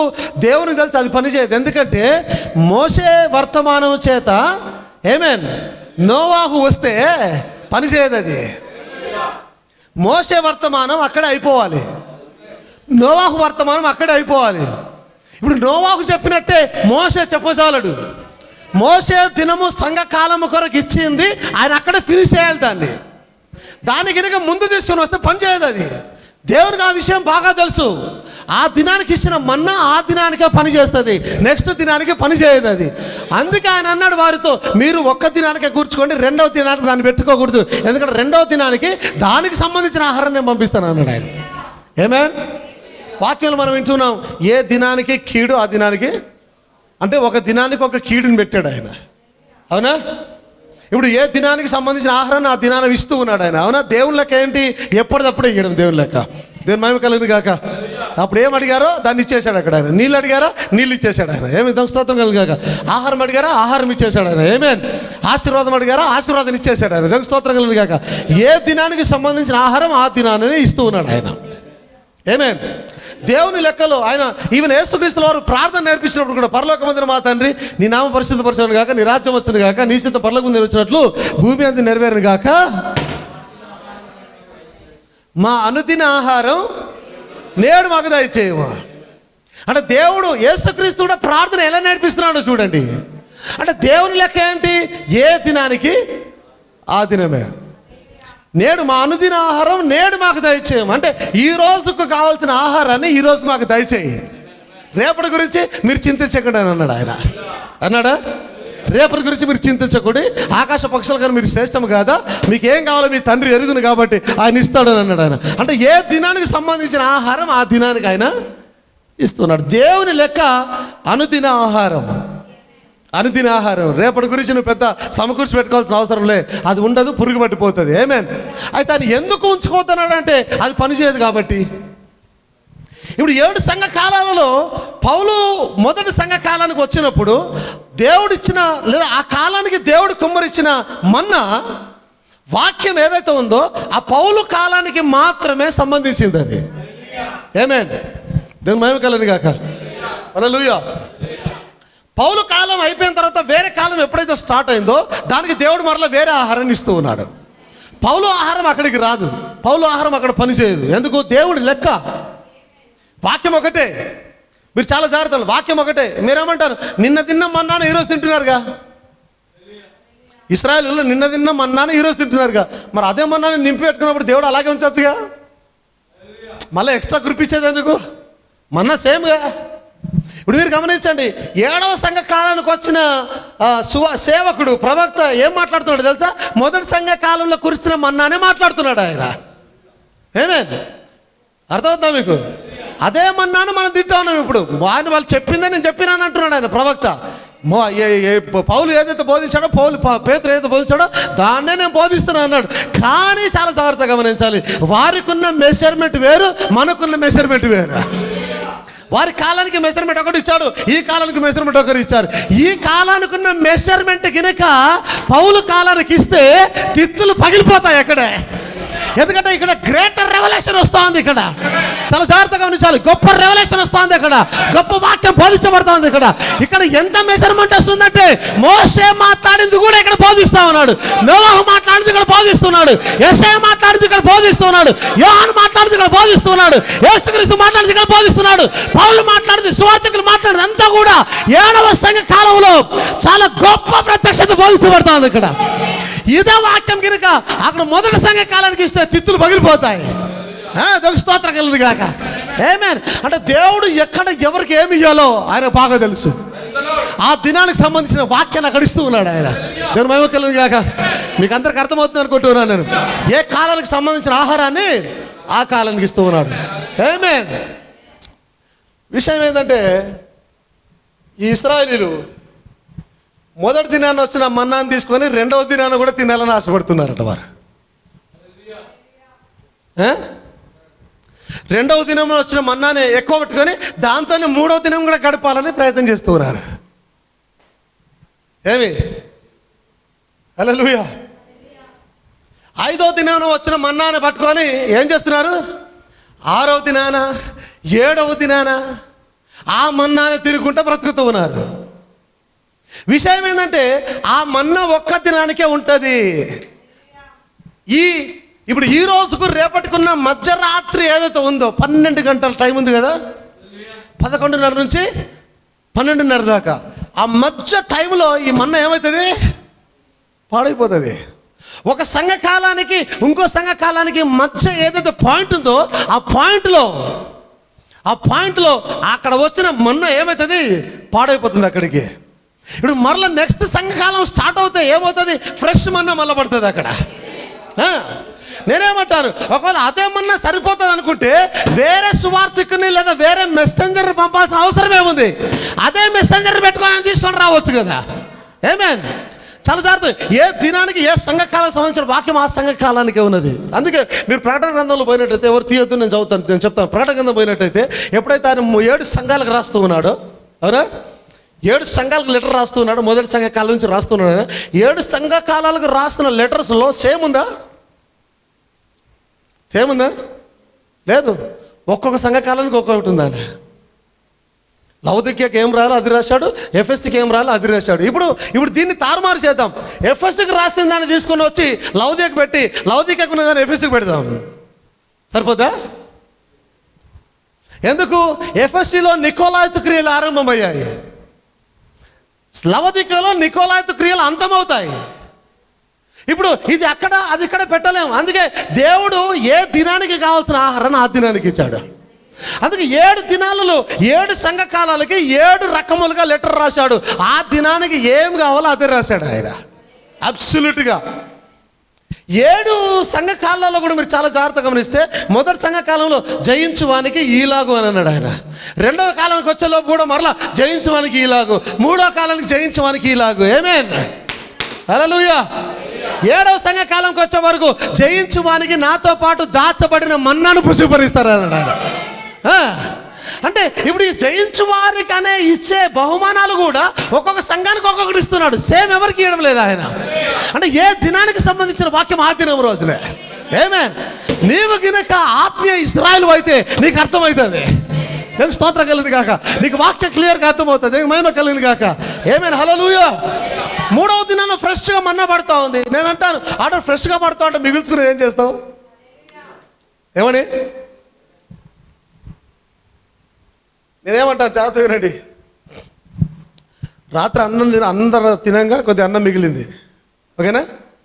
అందరు తినగా కొద్ది అన్నం మిగిలింది, అది పెట్టినామట్టే జనంలో పడేయంగా పెడతాంగా. ఏమేన్? ఎందుకంటే ఇది మన్నా కాదు కదా పాడవనికి, బియ్యం అన్నవి, ఇది పాడవది. దాన్ని పెట్టినాం. పొద్దున్న లేచి ఏం చేసినారు? మళ్ళా ఫ్రెష్గా అన్నం వండినారు. మీరు ఏది తింటారు ఫస్ట్?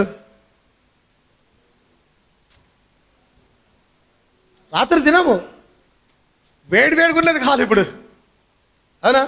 పెద్దలు తింటారు, అరే పాడైపోతాం దాన్ని తింటారు. కానీ జనరల్గా మాట్లాడుతున్నాను. ఫస్ట్ ఏం తింటాం మనం? మమ్మీ రే రాత్రి అన్నం ఉంది అది వేసుకో అనండి. నువ్వు ఏం చేస్తావు? నాతో కాదు, నేను వేడిని వేసుకుంటా అని వేడిని వేసుకొని, అవునా? నాకు స్తోత్రం కలిగింది కాక. అంటే ఫ్రెష్గా ఉండేదే నువ్వు తింటావు. ఇప్పుడు పొద్దున ఫ్రెష్గా వండుతున్నప్పుడు రాత్రిది ఏం అవసరం? మీకు దమ్ముందా? చలికాలం డిసెంబర్ ఎండ్లో తింటారా రాత్రి అన్నం? ఎంత పాడైపోతుందన్నా, నువ్వెంత పిసినారోడు పోయినా రాత్రి అన్నం తింటావా? ఆ టైంలో భయంకరంగా చల్లగా ఉంటుంది, ఐస్లాగా ఉంటుంది, అది తింటావా? ఇప్పుడు తెల్లారు లేచి మమ్మీ వేడన్నం వండుతుంటే ఇంకా రాత్రి అన్నం ఎందుకు? దేవుడు తెల్లారు లేచి ఫ్రెష్ మన్నాన్ని కురిపిస్తుంటే రాత్రి మన్నా ఎందుకు ఉంచుకోవడం? ఏమి వాళ్ళు ఉంచుకున్నారు, రాత్రి మన్నా ఉంచుకొని రేపటి వరకు దాంతోనే వచ్చారు. అంటే క్లియర్గా మనం గమనించాల్సింది ఏంటంటే, మొదటి సంఘ కాలంలో ఉన్న విశ్వాసులు అదే వాక్యాన్ని పట్టుకొని 2వ కాలంలో జీవించడము. దీనికి ఇంకా మీకు క్లియర్ ఎగ్జాంపుల్ మీకు ఇస్తాను క్లియర్గా. ఎప్పుడైతే 5వ సంఘ కాలం వచ్చిందో, అందరు జాగ్రత్త వినండి. 5వ సంఘ కాలం రాగానే మార్టిన్ లూథర్ వచ్చాడు. ఓకే, మార్టిన్ లూథర్ వచ్చి ఆయన నీతీకరణ తీసుకొని వచ్చి ఉన్నాడు. ఓకే, అందరు వింటున్నారా? 5వ సంఘ కాలానికి మార్టిన్ లూథర్ వచ్చాడు, నీతికరణ తీసుకొని వచ్చాడు, నీతికరణను బోధించాడు, సిద్ధపరిచాడు. ఆయన సిద్ధపరిచి అక్కడి నుంచి ఏమైంది? లూథరన్ సంఘం స్టార్ట్ అయింది. ఏం స్టార్ట్ అయింది? లూథరన్ సంఘం 5వ సంఘ కాలం. ఓకే, 5వ సంఘ కాలానికి మార్టిన్ లూథర్ మీద దేవుడు మన్నాను కురిపించాడు. ఏమే? ఆ లూథర్ ఏం చేసినాడు? దాన్ని గ్యాదర్ చేసుకొని ఉన్న సంఘానికి అంతా పంచిపెట్టినాడు ఆయన. లేదా మోసేలాగా లూథర్ ప్రార్థన చేయగా దేవుడు 5వ సంఘ కాలం మీద తన మన్నాను కురిపించాడు. ఇప్పుడు అక్కడ ఉన్న విశ్వాసులు ఆ మన్నాను ఏరుకున్నారు. ఏరుకొని ఎప్పుడైతే మెసెంజర్ ఏం చేసినాడు? తన టైం అయిపోగానే, దినం అయిపోగానే మెసెంజర్ వెళ్ళిపోయినాడు సీన్లోకి వెళ్ళి. ఏమే? అయితే ఈ లూథరన్స్ ఏం చేసినారు? 5వ సంఘ కాలంలో ఏదైతే మన్నా వచ్చిందో ఆ మన్నాను తిని తిని తిని తిని తన యొక్క మెసెంజర్ వెళ్ళిపోయిన తర్వాత కూడా అదే మన్నాను 6వ సంఘ కాలంలో కూడా తింటున్నారు వారు. ఎందుకంటే లూథరన్స్ అనే సంఘము 6వ సంఘ కాలంలో కాదు, ఇప్పుడు 7వ సంఘ కాలంలో కూడా ఉన్నారు లూథరన్స్. అంటే ఏం జరుగుతుంది? ఈ లూథరన్స్ 5వ సంఘ కాలంలో పడ్డ మన్నానే 6వ సంఘ కాలంలో కూడా దాన్నే తింటూ 7వ సంఘ కాలంలో కూడా తింటున్నారు దాన్నే. క్లియర్గా చెప్పాలంటే నేను గట్టి మాట చెప్తాను, ఈరోజు లూథరన్ వింటున్న వాక్యము పురుగులు పట్టిన అన్నాన్ని తింటున్నారు వారు. పురుగు పట్టిన మన్నాను తింటున్నారు వారు. ఇప్పుడు దేవుని లెక్క ప్రకారం ఏ కాలానికి సంబంధించిన వాక్యాన్ని ఆ కాలం ఇస్తున్నాడు. నెక్స్ట్ అది పాడైపోతుంది. మార్టిన్ లూథర్ తెచ్చిన వర్తమానం పాడైపోయింది అప్పుడే. దాన్ని పట్టుకొని లూథర్స్ వచ్చారు. ఇప్పుడు ఏం జరగాలి? యాక్చువల్లీ ఆ మార్టిన్ లూథర్ వెళ్ళిపోయిన తర్వాత ఎవరైతే వస్తున్నారో జాన్ వెస్లీ, ఆయన వాక్యం వినాలి అప్పుడు ఉన్న ప్రజలు. అది వినకుండా లేదు మార్టిన్ లూథర్ చెప్పింది మాకు ఇంకా అదే ఇది అని చెప్పేసి వారు దాన్నే పట్టుకొని 7వ సంఘ కాలం కూడా అలాగే వచ్చారు. ఇప్పుడు 6వ సంఘ కాలంలో జాన్ వెస్లీ వచ్చాడు. ఓకే, జాన్ వెస్లీ వచ్చి మెథడిస్ట్ సంఘాన్ని స్థాపించాడు. ఆయన మెథడిస్ట్. జాన్ వెస్లీ ప్రార్థన చేయగా దేవుడు మన్నాను కురిపించాడు ఆ కాలానికి. ఆమేన్. ప్రజలు ఆ మన్నాను తిన్నారు. టైం అయిపోగానే జాన్ వెస్లీ వెళ్ళిపోయినాడు. వర్తమానం కింద ఏం తప్పులే. దేవుడు పంపించిన టైంకి వచ్చాడు, వర్తమానాన్ని కుమరించాడు, సీన్లోకి వెళ్ళిపోయాడు. ఇప్పుడు జాన్ వెస్లీ వచ్చి వర్తమానం పోయించగా దాన్ని మెథడిస్ట్ అని వారు స్టార్ట్ చేసి ఉన్నారు. మెథడిస్ట్ సంఘాలు స్టార్ట్ అయి ఉన్నాయి. ఇప్పుడు 6వ సంఘ కాలంలో మెథడిస్టులు ఏం చేసినారు? వాక్యాన్ని తిని అదే వాక్యంతో ఏం చేశారు? 7వ సంఘ కాలంలో కూడా ఈ రోజు కూడా మెథడిస్ట్ సంఘాలు ఉన్నాయి. ఇప్పుడు మెథడిస్టులు ఏం తింటున్నారు?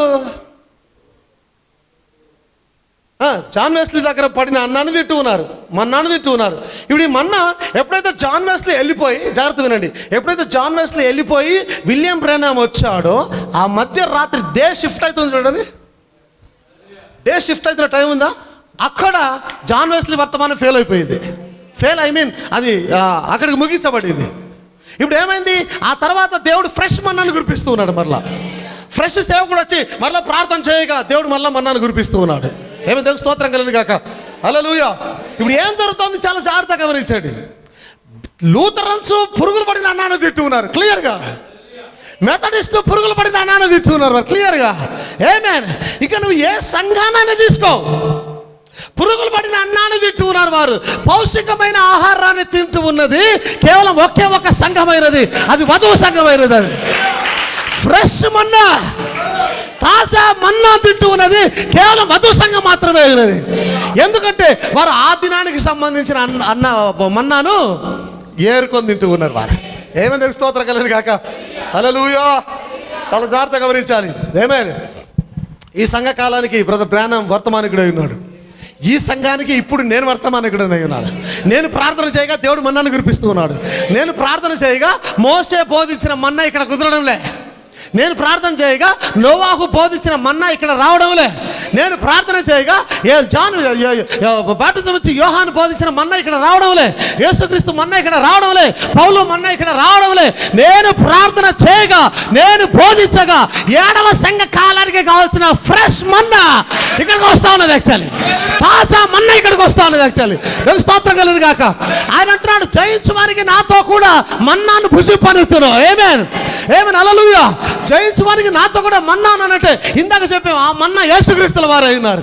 యేసుక్రీస్తుకు సాదృశ్యమైనది. మోసే కట్టిన ఆలయం యేసుక్రీస్తుల వారు అయినారు. అరణ్యంలో ఎత్తబడిన సర్పం యేసుక్రీస్తుల వారు ఉన్నారు. ఆ రోజు నాకు కనిపించిన బండ, చీల్చబడిన బండ యేసుక్రీస్తుల వారు ఉన్నారు. మన్నాను భుజింపనిద్దామంటే స్వయంగా ఆయన తనకు తానే వధువుల తనను కుమ్మరించుకుంటూ ఉన్నాడు. అందుకే అది ఫ్రెష్ మన్నా అయినది.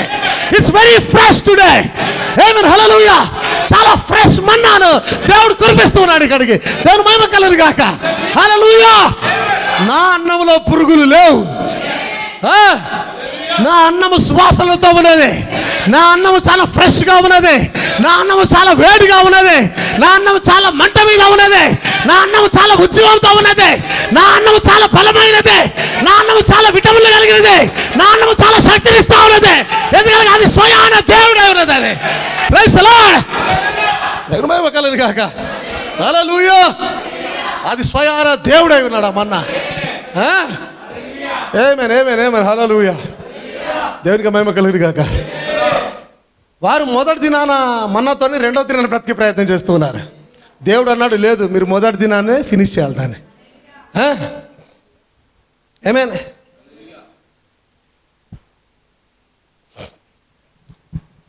మార్టిన్ లూథర్ వచ్చాడు.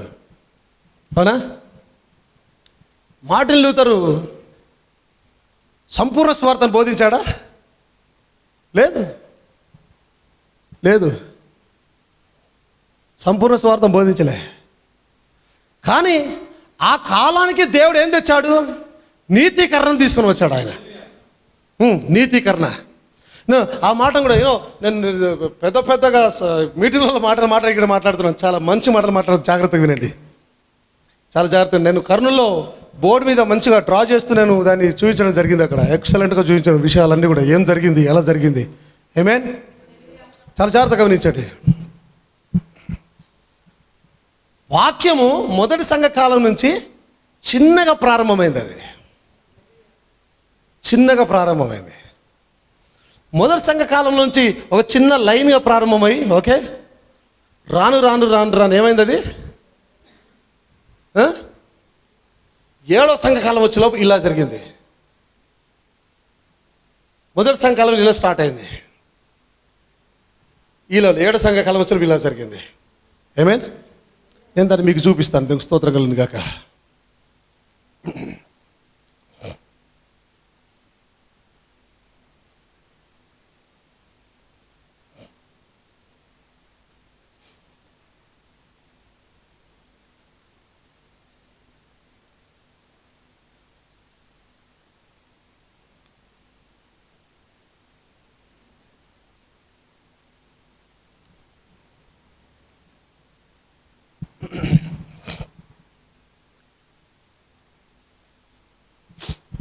పౌలు మాట్లాడుతుంటాడు, ఇప్పుడు నేను కొద్దిగానే మాట్లాడుతున్నాను అంటాడు ఆయన.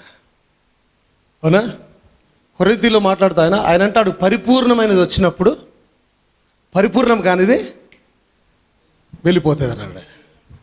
అంటే పౌలు మాట్లాడుతున్నది ఇంకా పరిపూర్ణత కాదు, అది పరిపూర్ణమైన వాక్యం. అంటే వాక్యము బోధించాడు, కానీ దాంట్లో ఉన్న మర్మం ఇంకేదైతే ఉందో అది ఈ రోజున బయటకు వస్తుంది పరిపూర్ణంగా. అందుకే మొదటి సంఘకాలం ఆరంభమయ్యి దేవుడు చిన్నగా తన పనిని ప్రారంభించి దేవుడు తనను సంఘంలో కుమ్మరించుకుంటూ వినండి జాగ్రత్తగా. 7వ సంఘకాలం వచ్చే లోపు దేవుడు తనను తాను పూర్తిగా సంఘంలో కుమ్మరించుకున్నాడు ఆయన. సో పరిచర్య నెమ్మదిగా ఆరంభమై, ఏమేన్ ఇప్పుడు పౌలు చేసిన పరిచర్య ఎక్కడ జరిగింది? ఇజ్రాయెల్ దాని చుట్టుపక్కల దేశాల్లో జరిగింది. అవునా? పౌలు చేసింది. ఆ తర్వాత పరిచర్య నెమ్మదిగా పెరుగుతూ వచ్చింది, వేరే దేశాలకు వెళ్ళింది. ఏమేన్ ఆ తర్వాత వచ్చిన సేవకులు పలానా దేశాల్లో చేశారు. కానీ ఎప్పుడైతే 7వ సంఘకాలం వచ్చిందో సేవ, ప్రవక్త ప్రపంచవ్యాప్తంగా సేవ చేసినాడు ఆయన. It's a fullness. క్రీస్తు ఫుల్నెస్కి వస్తూ ఉన్నాడు. ఏమేన్ ఇంకా చాలా జాగ్రత్తగా ఉంచండి. మొదటి సంఘకాలంలో కేవలము మేఘములో అగ్నిస్తంభంగా పౌలు కనిపించాడు ఆయన. అవునా? అది మాత్రమే పౌలుకి మొదటి సంఘకాలంలో. రాను 7వ సంఘకాలం వచ్చేలోపు క్రీస్తు తనను తాను మనుష్య కుమారుగా బయలుపరుచుకున్నాడు ఇక్కడ. ఏమేన్ ఆ రోజు ఆయనలోకి అగ్నిస్తంభంగా వచ్చిన ఆయన ఈరోజు అంత్యకాలంలో ఎండ్ టైం మెసేజ్ ప్రవక్తలోకి మనుష్య కుమారుడుగా దిగి వచ్చాడు ఆయన. అంటే వాక్యం ఏమైందంటే మెల్లిగా ఎదుగుతూ వచ్చింది వాక్యం. ఎందుకనంటే ఒకేసారి మొత్తం వాక్యాన్ని ఇవ్వచాలడు ఆయన. మీరు గమనించండి, ఒకవేళ మొదటి దినాన మన్నాను కురిపించినప్పుడు సరే వీళ్ళ కొరకు 7 దినాలతో ఒకటిసారి కురిపిస్తానంటే పాడైపోతుంది, మొత్తం పాడైపోతుంది. అవునా? మీరు 7 దినాలకు ఒకటిసారి కూర్చుకోండి, దాన్నే తినండి అంటే రాత్రి కాగానే పాడైపోతుంది. ఒకవేళ దేవుడు తన జ్ఞానం మొత్తాన్ని, తన ప్రణాళిక మొత్తాన్ని, వాక్యం మొత్తాన్ని, మర్మం మొత్తాన్ని ఒకేసారి ఒకే సంఘకాలానికి ఇచ్చాడు అనుకో. రాత్రి నేను ఒక వాక్యాన్ని బోధించాను అక్కడ. ఒకవేళ దేవుడు తన ప్రణాళిక మొత్తం ఇక్కడే బట్టబయలు చేస్తే సాతానుడికి ఆ విషయం తెలిసి వాడు చాలా గొప్ప అపాయాన్ని కలిగజేస్తాడట సంఘానికి. అంటే దేవుడు ఏ సంఘకాలానికి ఆ సంఘకాలానికి సంబంధించిన వాక్యాన్ని ఇస్తూ వచ్చాడు. మొత్తం ఒకేసారి కుమ్మరిస్తే కూడా వారు తట్టుకోలేరు ఆ దినాన ఉన్నవారు. ఎందుకంటే క్రిస్టియానిటీ అనేది అప్పుడే ఆరంభమైంది. మీకు అర్థం కావాలి, అప్పుడే ఆరంభమైంది. యేసుక్రీస్తు అసలు దేవుడా కాదా, ఈయన దేవుడు కుమారుడా, ఈయన మెస్సయ్యానా, ఆయన చంపేసినారు, ఆయన లేవలే, ఆయన లేచినాడు, పలు రకాలైన కార్యములతో వెళ్తున్నప్పుడు ఆయన అంటాడు. అందుకే అంటాడు, మీరు ఇంకా చిన్నపిల్లలే కానీ పెద్ద పిల్లలు కాదు, మీరు ఇంకా మీరు ఇంకా పాలు తాగవలసిన వారు అంటాడు పౌలు. పౌలు ఎందుకు పాలు తాగవలసిన వారి గురించి మాట్లాడుతున్నాడు? ఎందుకంటే మొదటి సంఘకాలము పాలు తాగుతున్న సంఘకాలమైనది అది. కానీ 7వ సంఘకాలం వచ్చే లోపు ఏమైంది? ఇది మంచి భోజనం చేసే ఆహారము సంఘముగా ఇది తయారైంది 7వ సంఘకాలం. దేవుని స్తోత్రం కలుగును గాక. ఆ రకంగా నెమ్మదిగా పరిచర్య పెరుగుతూ, దేవుని వాక్యం చిన్నగా ఉండి అది అలా పెరుగుతూ వృద్ధి చెందుతూ దేవుని వాక్యం 7వ సంఘకాలం వచ్చే లోపు పరిపూర్ణమైన లెవెల్కి వచ్చేసింది ఇక్కడికి. ఆమేన్. ఒక చిన్న కోట్ ఉంది, నేను దాన్ని చదవాలని ఆశపడుతూ ఉన్నాను. God is identified by his characteristics. దేవుడు తన గుణగణముల ద్వారా గుర్తించబడతాడు. గుర్తించబడ్డాడు అనే వర్తమానం మాట్లాడుతూ 110వ పారాగ్రాఫ్లో 110 పారాగ్రాఫ్లో ఆయన అంటాడు, see that showed what he was, that prophet, god prophet, more than a prophet, he was God. All that the prophet was in him, plus the prophets just had a portion. జాగ్రత్త ఈ మాటని. The prophets just had a portion of the word. మోసే దగ్గరికి వచ్చిన వాక్యము కూడా ఒక portion, కొద్ది భాగం మాత్రమే మోసేకు వాక్యం వచ్చింది. నోవాహు దగ్గర కూడా కొద్ది భాగమే మోసే వాక్యం వచ్చింది. యెహెజ్కేలే కానీ, దానియేలే కానీ, ఇర్మియానే కానీ, యెషయానే కానీ, వారందరు ప్రవక్తలందరూ కూడా కొద్ది పోర్షన్ మాత్రమే వాక్యం అనేది వారి దగ్గరకు వచ్చింది.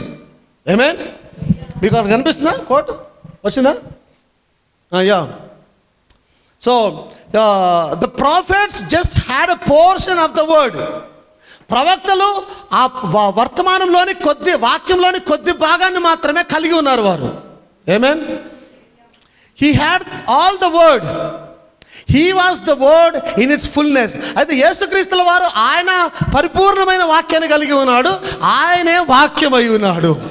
But notice, God in sundry times spoke in diverse manners through little portions. దేవుడు ఆయా కాలముల యందు ప్రవక్తల ద్వారా కొద్దిగా మాట్లాడుతూ వచ్చాడు ఆయన.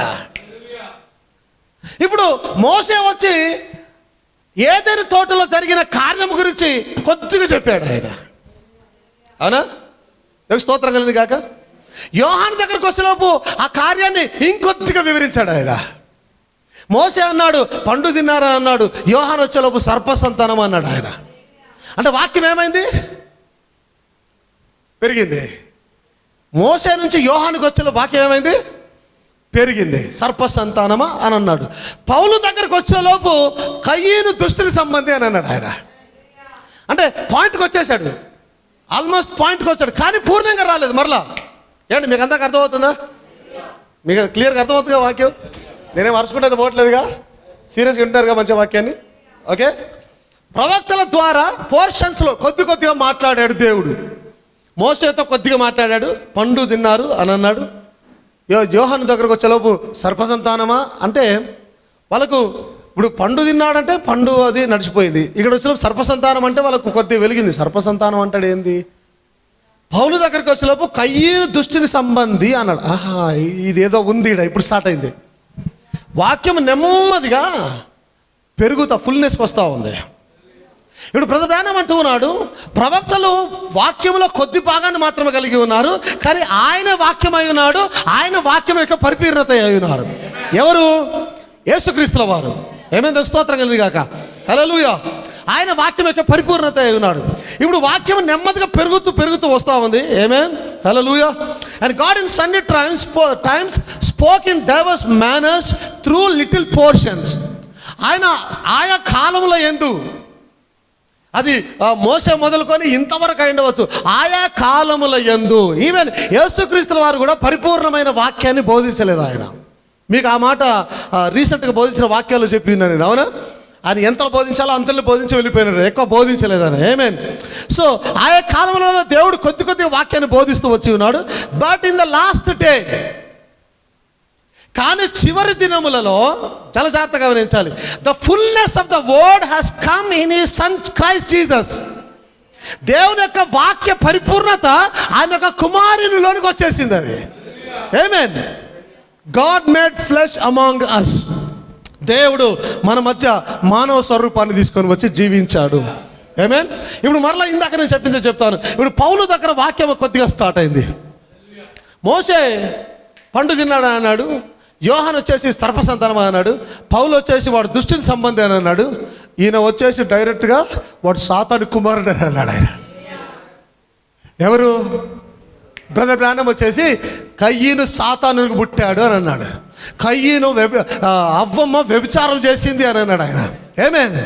అవ్వమ్మ సర్పము కలిసి వ్యభిచారం చేస్తాడు అని అన్నాడు. ఇప్పుడు ఏమైంది? ఇప్పుడు ఏ డౌట్ లేదు, వాక్యము పరిపూర్ణతకు వచ్చేసింది. యాక్చువల్లీ అంటే ఫుల్ వర్డ్, పరిపూర్ణమైన సంపూర్ణమైన వాక్యము బయలుదేరింది ఈ కాలంలో.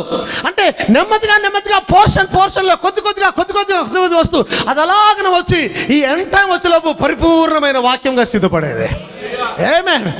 ఇప్పుడు జాగ్రత్తగా గమనించండి. ఒకవేళ దేవుడు విలియం బ్రానమ్కి ఇచ్చిన వర్తమానాన్ని మోషకి ఇచ్చేస్తే అయిపోయింది, ఇంకేం లే. కానీ మోషకి ఇస్తే మరి మన సంగతి ఏంది? ఇక్కడ మనం ఎట్లా రక్షించబడేది? మనం ఎట్లా రావాలి? మన కార్యాలు ఎట్లా? తన ప్రణాళిక ఎట్లా? తన కుమారుడు రక్తం చిందించబడడం ఎట్లా? అంటే దేవుడు ఒక ప్రణాళిక ప్రకారము ఆ దినానికి కావాల్సిన మన్నాని ఇచ్చాడు ఆయన. కానీ ప్రజలు బుద్ధి లేని వారు నెక్స్ట్ డే కొరకైనా ఆ మన్నా కూడా వారు దాచిపెట్టుకుంటూ ఉన్నారు. దేవుని మహిమ కలిగిన గాక. ఏమైనా హల్లెలూయా, దేవుని స్తోత్రం కలిగిన గాక. వారు అదే మన్నాను తీసుకొని ముందుకు వెళుతూ ఉన్నారు. దేవుని మహిమ కలిగిన గాక. ఏమైనా హల్లెలూయా, హల్లెలూయా, హల్లెలూయా. ఇంకో మాట చాలా జాగ్రత్త వినండి, చెప్తూ ఉన్నాను. ఎప్పుడైతే దేవుడు అంటూ ఉన్నాడు, ఆయన అంటున్నాడు ఈ దినం కొరకైనా మన్నా ఈ దినాన్ని ఇస్తా ఉన్నాడు. ఆయన అంటున్నాడు డైలీ బ్రెడ్, ప్రతి దినం ఈ దినం కొరకైనా మా ఆహారాన్ని మాకు దయచేయము. అనగా దేవుని చట్టం ప్రకారం ఏ దినానికి సంబంధించిన ఆహారం ఆ దినాన్ని ఇస్తూ ఉన్నాడు ఆయన. అవునా? ఆమేన్, ఆమేన్, హల్లెలూయా.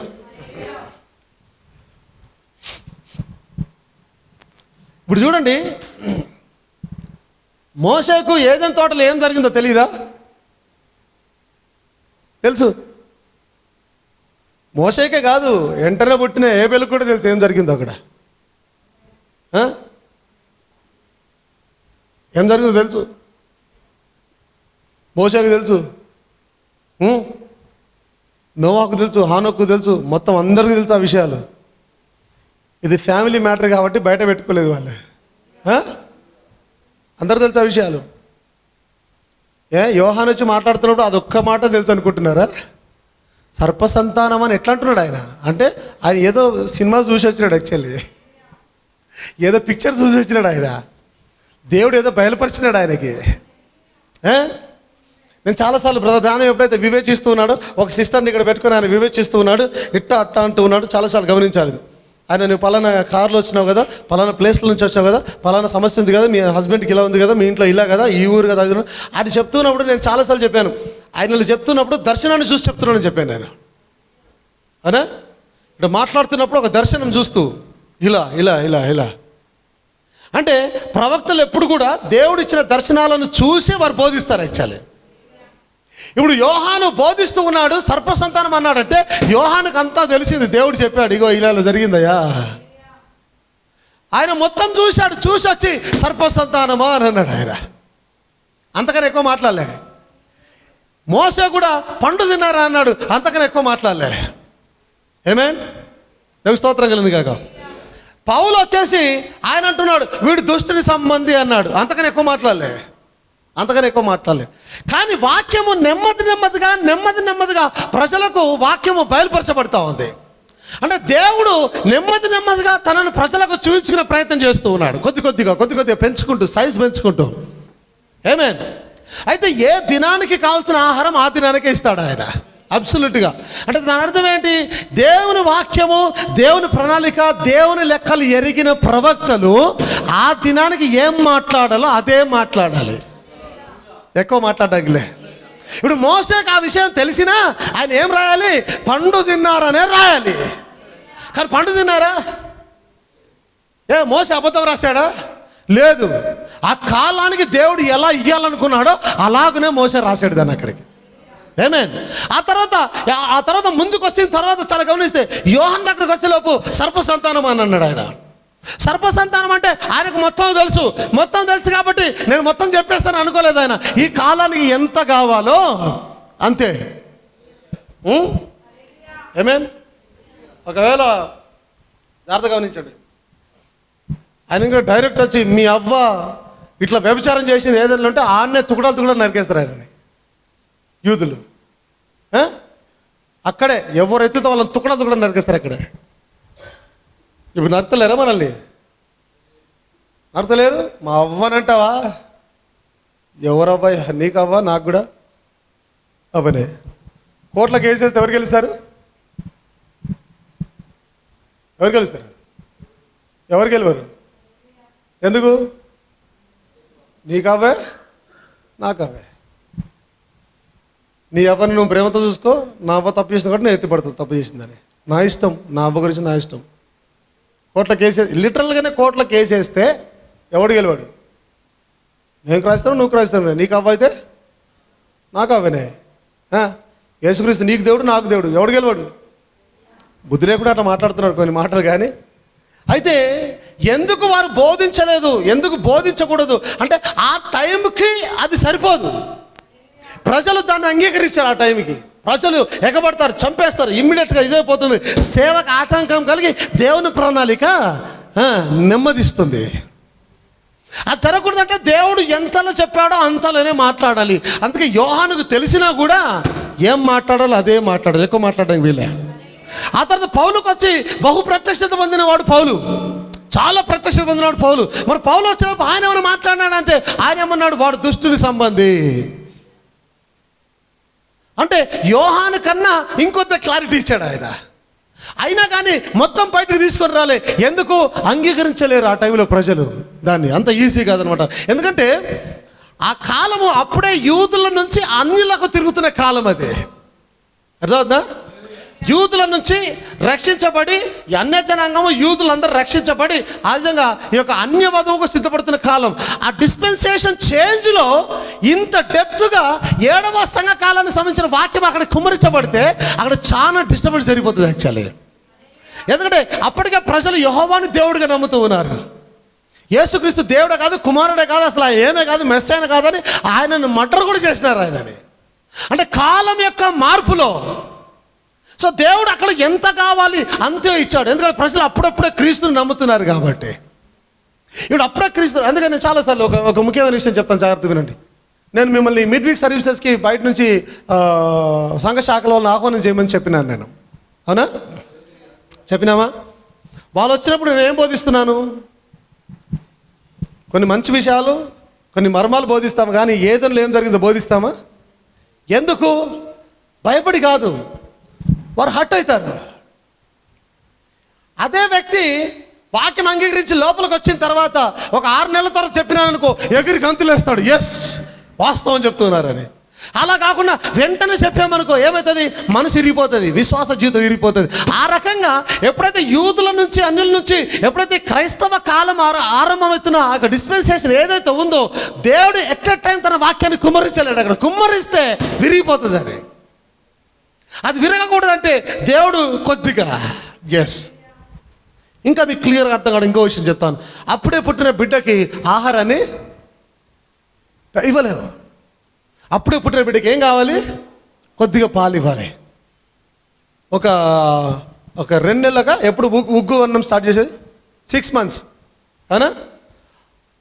ఒక 6 months దాకా పాలు ఇచ్చి 6 months కాగానే ఏమైంది? ఇప్పుడు పాలు సరిపోవు ఆయనకి. యాక్చువల్లీ పాలు ఇవ్వగానే మళ్ళీ ఒక 1/2 hour మళ్ళీ ఏడుస్తుంటాడు, మళ్ళీ 1/2 hour మళ్ళీ. అంటే ఏం జరుగుతుంది? పాలు సరిపోవడంలే. ఆయనకి ఇప్పుడు ఎక్కువ ఆహారం కావాలి. ఇప్పుడు ఏం చేయాలి? ఉగ్గన్నం చేసి పెడతారు ఆయనకి. ఆ ఉగ్గన్నం కూడా తింటూ ఇంకొక 6 నెలలు పడుతుందా? ఒక 6 నెలలు. మిమ్మల్ని అడుగుతున్నా, మీరే కదా ఉగ్గన్నం పెట్టేది. ఒక 6 నెలలు. ఈ 6 నెలలు కాగానే ఏం జరుగుతుంది? మళ్ళీ ఆడు ఉగ్గు తింటాడు, మళ్ళీ ఏడుస్తాడు, మళ్ళీ ఉగ్గు. 100 సార్లు ఉగ్గు అంటే అట్లా కాదు. వీడికి ఏమైంది? ఇప్పుడు ఇంకా బలమైన ఆహారం కావాలి. ఇప్పుడు ఏం చేస్తారు? దానికి ఆ ఉగ్గన్నం తీసేసి మామూలుగా అన్నం పెట్టడము, ఓకే, గుడ్డు తినిపించడం. ఇంకొద్దిగా కాలం గడగానే చికెన్ మటన్ తీసుకొచ్చి చిన్న పీసెస్ చేసి కొద్దిగా మెత్తగా చేసి పెట్టడము. ఇంకొద్ది పెద్దగా కాగానే నువ్వు పెట్టే అవసరమే లేదు, ఇక వాడే పీక్కొని తినేస్తూ ఉంటాడు ఎక్కడక్కడ. ఇప్పుడు ఈ వధువు అదే అనమాట, పీక్కొని తినే వధువు ఇది. రాత్రి అదే జరిగిందిగా.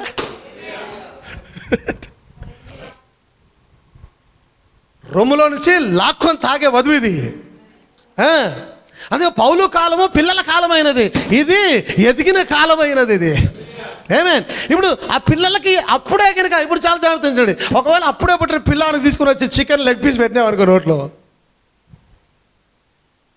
ఏమవుతుంది? ఏమైంది? ఏమైంది తెలియదు మీకు? అట్లా చూస్తున్నా మాకు డైజెషన్ కాదా? వాయబ్బా, అంటే నీ ఉద్దేశం ప్రకారం వాడు మింగేస్తాడు, తినేస్తాడు, కొరికి నమిలేసి ఎముకలు కూడా నమిలేస్తాడు, కానీ డైజెషన్ కాదు. ఓకే, నీ కొడుకు పుడతాడు కదా, లెగ్ పీస్ తీసుకొని వస్తారు యారు, చికెన్ లెగ్ పీస్ కొద్దిగా ఎక్కువ ఉడికెట్టుకొని తీసుకొస్తాడు. మౌనికమ్మ మొగాన్ని చేతి పెట్టుకుంది, ఏడుకెళ్ళి దగ్గర నా కొడుకు నా కొడుకు ఇట్లా మాట్లాడతాడు. ఏం చేద్దామమ్మా, ఆయన తినేటట్టు పెట్టలేమేమో ఆయనకి చిన్నగా ఉన్నప్పుడు లెగ్ పీస్. ఏమైంది వాడు ఇప్పుడన్నా చెప్పాడు కరెక్ట్గా. చస్తాడు. నువ్వు తినాడు కాదు, నువ్వు తింటాడు, నువ్వు ఏది పెడతా తింటాడు. ఇక తిను, లెగ్ పీస్ పెట్టినావు అనుకో, ఏమైంది? వాక్ ఏంటనే పాట ఎత్తాలి. ఏం పాట? ప్రదేశులమో. ఆ పాట వాడాలంటే భయం అవుతుంది యాక్చువల్లీ. ఆ పాటను ఎట్లా చేసినారంటే సావు పాటగా చేసేసినారు యాక్చువల్లీ. ఆ పాట చిన్నప్పుడైతే ఆ పాట వినిపిస్తే అమ్మ ఇక చచ్చిపోయినారు ఎవరైపోయింది. ఇప్పుడు ఎట్లయితే మంగళం వేసినకైతే ఎట్లయితే పెళ్ళి ఫీలింగ్ వచ్చేస్తుందో, ఈ పాట పాడితే కూడా సావు ఫీలింగ్ వచ్చేస్తుంది అట. ఏం పాట? పరదేశులమో వెయ్యులారామన పుడమీది కా. ఇప్పుడు చచ్చిపోయినాడు వాడుకునే పాట అది, అవునా? నువ్వు బతికే ఉన్నావుగా, మన పుడి మీద కాదని ఎట్లా ఇప్పుడు? అంటే చచ్చిపోయినప్పుడు పాడే పాట కాదు అది, జనరల్గా పాడే పాటను ఏం చేసినారు? సావు పాట చేసేసినారు వారు. దేవుని స్తోత్రం కలుగును గాక. హల్లెలూయా. ఆ రకముగా ఆ కాలం యొక్క మార్పిడిలో యూదుల నుంచి అన్యుల నుంచి ఒక క్రైస్తవ వధువు సిద్ధమవుతున్న, మారుతున్న, అలా లేదా పుడుతున్న తరుణంలో దేవుడు ఒక చికెన్ లెగ్ పీస్ని పెట్టలేడా? దేవుడు ఎక్కువ వాక్యాన్ని కుమరించలేడు అక్కడ. ఇప్పుడు వచ్చిన కొత్త విశ్వాసులు కూడా సడన్గా అవ్వమ్మ ఇట్లా వ్యభిచారం చేసిందంటే తెల్లారులక్షం ఎవడు ఉన్నాడు సంఘంలో? ఎందుకంటే వాళ్ళు అప్పుడే క్రీస్తుని అంగీకరించారు కాబట్టి. అప్పటికే చాలా సమస్యలు ఉన్నాయి. అప్పటికే పౌలు పేతురు కొట్లాడుతున్నారు వాక్య విషయంలో. పౌలు పేతురు ఇద్దరు గొడవపడ్డారు చాలాసార్లు వాక్య విషయంలో. అట్ట కాదు, ఇట్ట కాదు, అట్ట ఆయన ఇట్ట చెప్పినాడు, ఇట్ట చేస్తున్నారు, మీరు ఇట్లా చేస్తున్నారు, అట్ట చేస్తున్నారు, మీరు శ్రమ పెడుతున్నారు, మీరు ఆచార విషయంలో ఇలా చేస్తున్నారు, అలా చేస్తున్నారు, చాలా ఇబ్బందులు పడుతున్నారు. వాళ్ళు అప్పటికే తర్కాలు చేస్తున్నారు ఇద్దరు కూడా. అంటే అప్పుడే పుట్టిన ఆ వధువు ఏదైతే ఉందో ఆ ఒక వాక్యం యొక్క ఫుల్నెస్ వస్తే తట్టుకోలేదు కాబట్టి ఇప్పుడు ఏం చేయాలి? మెల్లిగా ఏం చేయాలి? ఒక చిన్న ముక్కేయాలి. అందుకే పౌలు వస్తూ వాడు దుష్టుని సంబంధి అని అన్నాడు. వీళ్ళకి మెల్లిగా దుష్టుని సంబంధి అయ్యాడు. అవును, కయ్యను ఏం చేసినాడు? తన సమ్ముని మర్డర్ చేసినాడు, దుష్టుని సంబంధి. ఎస్. కానీ కాలం ఎదుగుతున్న కొద్దీ ఈ పిల్లవాడు ఏమైనాడు? లేదా ఈ వధువు ఏమైంది? పెరుగుతూ వచ్చింది. పెరుగుతూ రాగా కొంత దూరం వచ్చేసరికి ఆయన నీతికరణ తీసుకొని వచ్చాడు. నువ్వు పెద్దగా అయినావు, ఇప్పుడు నీకు బ్యాప్టిజం కావాలని అన్నాడు ఆయన. నీకు అర్థమవుతుందా? వధువు ఎట్లా ఎదిగిందో చూడండి. చిన్నగా నుంచి పెద్ద సైజులోకి ఎలా వచ్చిందో అలా ఎదుగుతూ 5వ సంఘ కాలం వచ్చేసరికి ఆయన ఏమన్నాడు? ఎవరు వచ్చారు అక్కడ? మార్టిన్ లూథర్ వచ్చి నీతికరణ తీసుకుని వచ్చాడు. అంటే నీకు బ్యాప్టిజం కావాలని అన్నాడు ఆయన. ఓకే, బ్యాప్టిజం తీసుకున్న తర్వాత పెద్దగైనావు కదా, నీ పాపం అనేది ఎరిగిన తర్వాత బ్యాప్టిజం కావాలి. బ్యాప్టిజం తీసుకుని కొద్దిగా ముందుకు వచ్చేసరికి 6వ కాలంలోకి వచ్చే శుద్ధీకరణ అన్నాడు ఆయన. అంటే బ్యాప్టిజం తీసుకొని నువ్వు శుద్ధీకరణ వాక్యాన్ని అంగీకరించాలని అన్నాడు ఆయన. వాక్య ప్రకారం ముందుకెళ్ళాలన్నాడు. 6వ సంఘ కాలంలోకి నువ్వు ఆల్మోస్ట్ ఒక 25-30 సంవత్సరాల వయసుకు వచ్చేసినావు. 7వ సంఘ కాలం వచ్చే లోపు ఇప్పుడు ఆయన అన్నాడు పరిశుద్ధాత్మ బ్యాప్టిజం కావాలన్నాడు. ఇప్పుడు అక్కడ ఆయన పరిశుద్ధాత్మ బ్యాప్టిజం అంటే పరిపూర్ణమైన వాక్యపు కుమ్మరింపది. ఏమే దేవుని స్తోత్రం కలిగిన గాక. ఇప్పుడు 3 ఈడుపులను చూడండి. సో ఆయన వచ్చినప్పుడు మొదటి ఈడుపు, 2వ ఈడుపు, మన కాలం వచ్చేసరికి ఇది 3వ ఈడుపు అయినది. అది 3వ ఈడుపు అనగా అసలైన వాక్యపు బయలుపాటు జరుగుతూ ఉన్నది అక్కడ. దేవుని స్తోత్రం కలిగిన గాక. ఇప్పుడు ఈ 3వ ఈడుపు కనుక ఎఫ్ఎస్సిలో జరిగితే అక్కడే ఆగిపోతుంది సంఘం. వాక్యం కూడా అభివృద్ధి చెందదు. ఈ సంఘం గురించి ఆలోచన చేద్దాం. నేను మొట్టమొదటి ఆరంభంలోనే ఇట్టా అని చెప్పింటే మీకు ఎంతమంది కోపాలు వచ్చేది, అవునా? కానీ ఏం చేసినాం? నెమ్మదిగా చెప్పుకుంటూ వచ్చినాం. ఎస్, స్లోగా. ఇగో బ్యాప్టిజం ఇది ఇగో ఇలా దేవుడు ఒక ప్రవక్తను పంపాడు, మనం ఈ కాలంలో ఉన్నాం, ఇలా కాలాలు జరిగాయి, ఇలా ఇలా ఇలా వచ్చి 7 ముద్రలు 7 సంఘ కాలాలు వచ్చి ఇదిగో ఇదిగో ఇలా జరిగింది, ఇదిగో ఆ దానియేలు దగ్గర ఇలా జరిగింది, ఇదిగో ఏదేని తోటలు ఇలా జరిగిందని నేను చెప్పే టైం కల్లా మీరు ఎగురి గంతులేసే పరిస్థితికి వచ్చారు అక్కడికి. దట్ ఇస్ వాట్ దేవుడు పాటిస్తున్న ఆ సిస్టమ్. అందుకే ఏ దినానికి సంబంధించిన ఆహారాన్ని ఆ దినానికి ఇస్తూ ఉన్నాడు ఆయన. దేవుని మహిమ కలుగును గాక. హల్లెలూయా. అందుకే కాలము సమీపించిన కొలది వాక్యం పరిపూర్ణతకు వచ్చింది. ఆమేన్. అందుకే చాలా చూడండి, అక్కడ పౌలు ఉన్న కాలంలో వాక్యం కొద్దిగానే మాట్లాడాడు, చిన్న పిల్లవాడిగా మాట్లాడు. పౌలు అన్నాడా నేను చిన్న పిల్లవాళ్ళని తలంచుస్తున్నాను అన్నాడు ఆయన? చిన్న పిల్లవాళ్ళుగా మాట్లాడుతున్నాడు. ఆ విధంగా వస్తూ వస్తూ యేసుక్రీస్తుల వారు కూడా కొద్దిగా పార్షియల్గానే అక్కడ చూపించుకున్నాడు. కానీ కాలము రాగా రాగా రాగా ఎప్పుడైతే ఈ యొక్క 7th చర్చెస్ వచ్చిందో దేవుడు పరిపూర్ణంగా కుమరించుకుంటూ ఉన్నాడు అక్కడ. దేవుడు గొప్పగా కుమరించుకుంటూ ఉన్నాడు అక్కడ పరిపూర్ణంగా. అంటే ఎంత లెవెల్కి వచ్చేసినాడు అంటే దేవుడు స్వయాన భూమి మీదకి వచ్చేసినాడు. దేవుడు స్వయాన మనుష్య కుమారునిగా ప్రవక్తలకు వచ్చి నివాసం చేసి ఉన్నాడు ఇక్కడ. ఆమేన్. ఈ 7వ సంఘ కాలంలోనే వాక్యంలో రాయబడింది, ఆయన ఒక పాదం భూమి మీద ఒక పాదం సముద్రం మీద మోపి గర్జన వేస్తూ గొప్ప కేక వేస్తూ. అంటే ఏం జరుగుతోంది? 7వ సంఘ కాలంలో దేవుడు ఎక్కడికి వస్తున్నాడు? భూమి మీదకి వస్తూ ఉన్నాడు ఆయన. ఆయన మనుష్య కుమారుగా కనిపించబోతున్నాడు, గర్జించబోతూ ఉన్నాడు ఆయన. ఆమేన్. తన యొక్క వాక్యాన్ని వివరించబోతున్నాడు. ఇంకో విషయాన్ని గమనించాలి, వాక్యం యొక్క ఆ బయలుపాటు పూర్ణంగా ఎలా జరిగిందో చెప్తున్నాను. ఏదైతే ఆ ప్రకటన 10లో రాయబడింది, 7వ దూత పలుకు దినములలో ఆయన బూదబోచుండగా దేవుడు తన దాసులైన ప్రవక్తలకు తెలిపిన సువార్త ప్రకారమైన మర్మం. అంటే యోహానుకు మర్మాన్ని చెప్పాడు ఆయన, అవునా? మోసేకు మర్మాన్ని చెప్పాడు ఆయన, యేసుక్రీస్తు మర్మాన్ని చెప్పాడు ఆయన, పౌలు కూడా మర్మాన్ని చెప్పాడు ఆయన. ఆ సువార్త ప్రకారమైన మర్మము ఇక్కడ సమాప్తమవుతుంది అన్నాడు ఆయన. అంటే ఇప్పుడు ఏం కావాలి ఇక్కడ? ఈయన ఏదో కొద్దిగా మాట్లాడి వదులుతో కుదరదు, ఇక్కడ చాలా గొప్పగా మాట్లాడాలి. ఈయన మోసే ఏం చెప్పాడు ఇక్కడ మాట్లాడాలి, యోహాన్ ఏం చెప్పాడు ఆయన ఇక్కడ వివరించాలి, పౌలు ఏం చెప్పాడు వివరించాలి. ఇక్కడ ఏం జరుగుతుందో ఏదైనా క్లియర్గా బయటకు తీసుకొని రావాలి ఆయన. అది వాక్యం యొక్క పరిపూర్ణత. యేసుక్రీస్తు స్వయాన పరిపూర్ణుడిగా 7వ సంఘ కాలంలో వచ్చి నిలబడడము అదే ఉన్నది అక్కడ. దేవుని స్తోత్రం కలుగును గాక. దేవుని యొక్క వాక్యము పరిపూర్ణత. దేవుని మహిమ కలుగును గాక. ఆమేన్. హల్లెలూయా. దేవుని స్తోత్రం కలుగును గాక. ఆమేన్. ఆమేన్. హల్లెలూయా. సో దేవుడు సండ్రీ టైమ్స్లో ఆయా కాలములలో భాగముగా మాట్లాడిన దేవుడు, కొద్ది కొద్దిగా మాట్లాడిన దేవుడు మన కాలం వచ్చేలోపు బహుబలముగా మాట్లాడుతూ ఉన్నాడు. దేవుని స్తోత్రం కలుగును గాక. ఆమేన్. మోషే ఎన్ని ప్రసంగాలు చేశాడు? పౌలు ఎన్ని ప్రసంగాలు చేశాడు? యేసుక్రీస్తు ఎన్ని ప్రసంగాలు చేశాడు?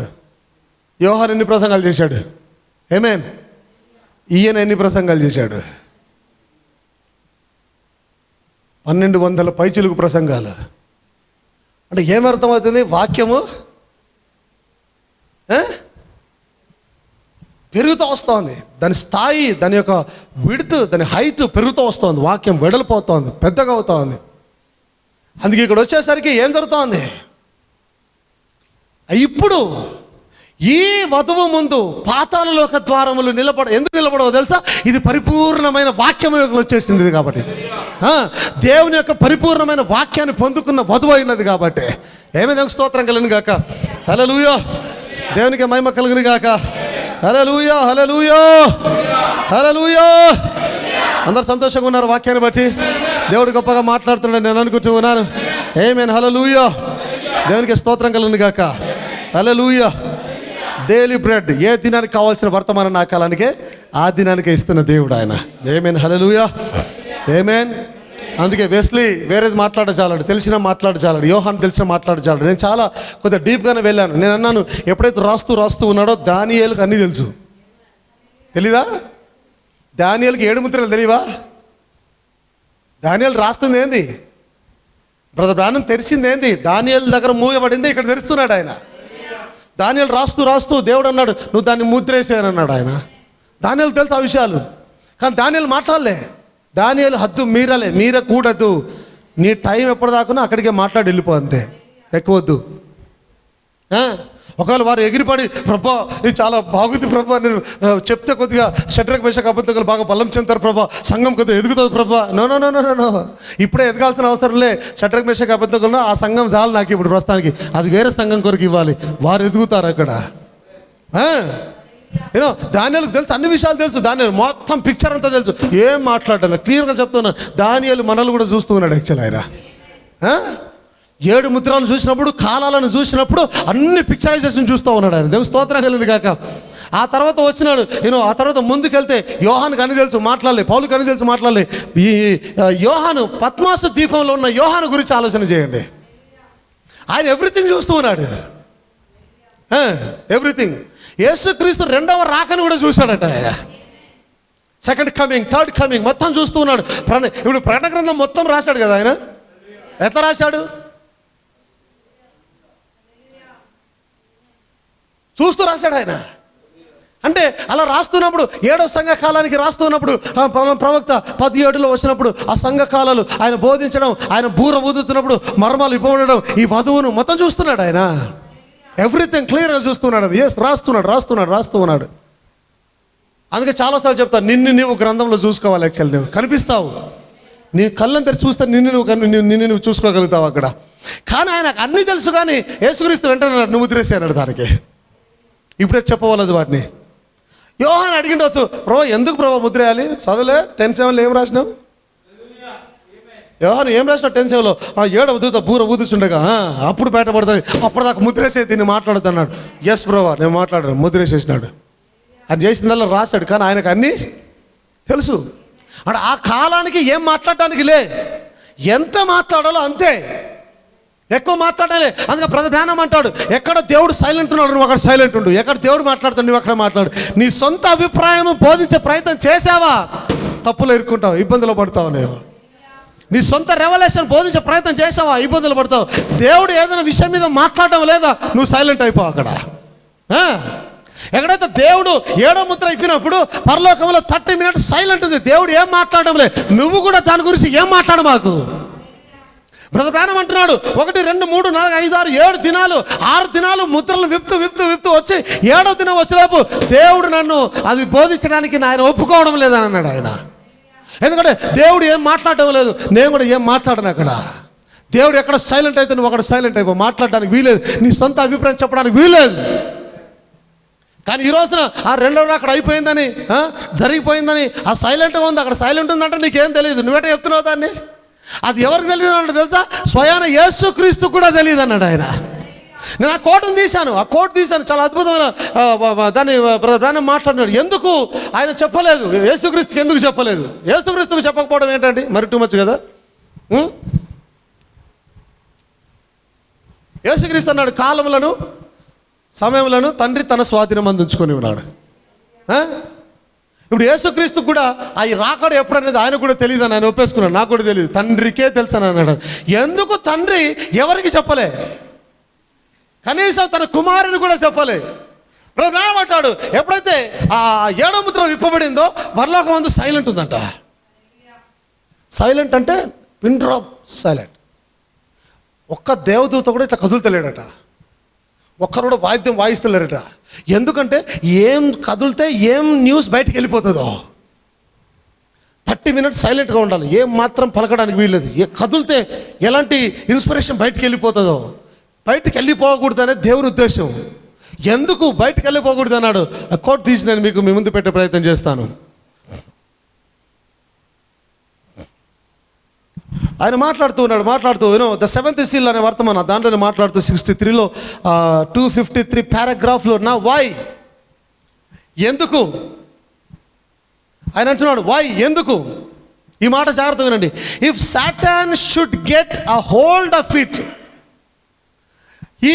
ఈ 7th seal ఓపెన్ చేసినప్పుడు పరలోకమందు 1/2 hour 30 minutes సైలెంట్గా ఉంది. ఈ సైలెంట్గా ఎందుకు, వై సైలెంట్? దేవుడు ఎందుకు సైలెంట్గా పెట్టి ఉన్నాడు దాన్ని? ఒక్కరు కూడా కదలడంలో ఒక పిన్ డ్రాప్ సైలెంట్గా అలాగే ఉండిపోయింది. ఎందుకు? వై నా why if Satan should get a hold of it, ఒకవేళ సాతానునికి గినక ఆ 2వ రాకడ ఎప్పుడు అనేది వానికి గినక తెలిస్తే,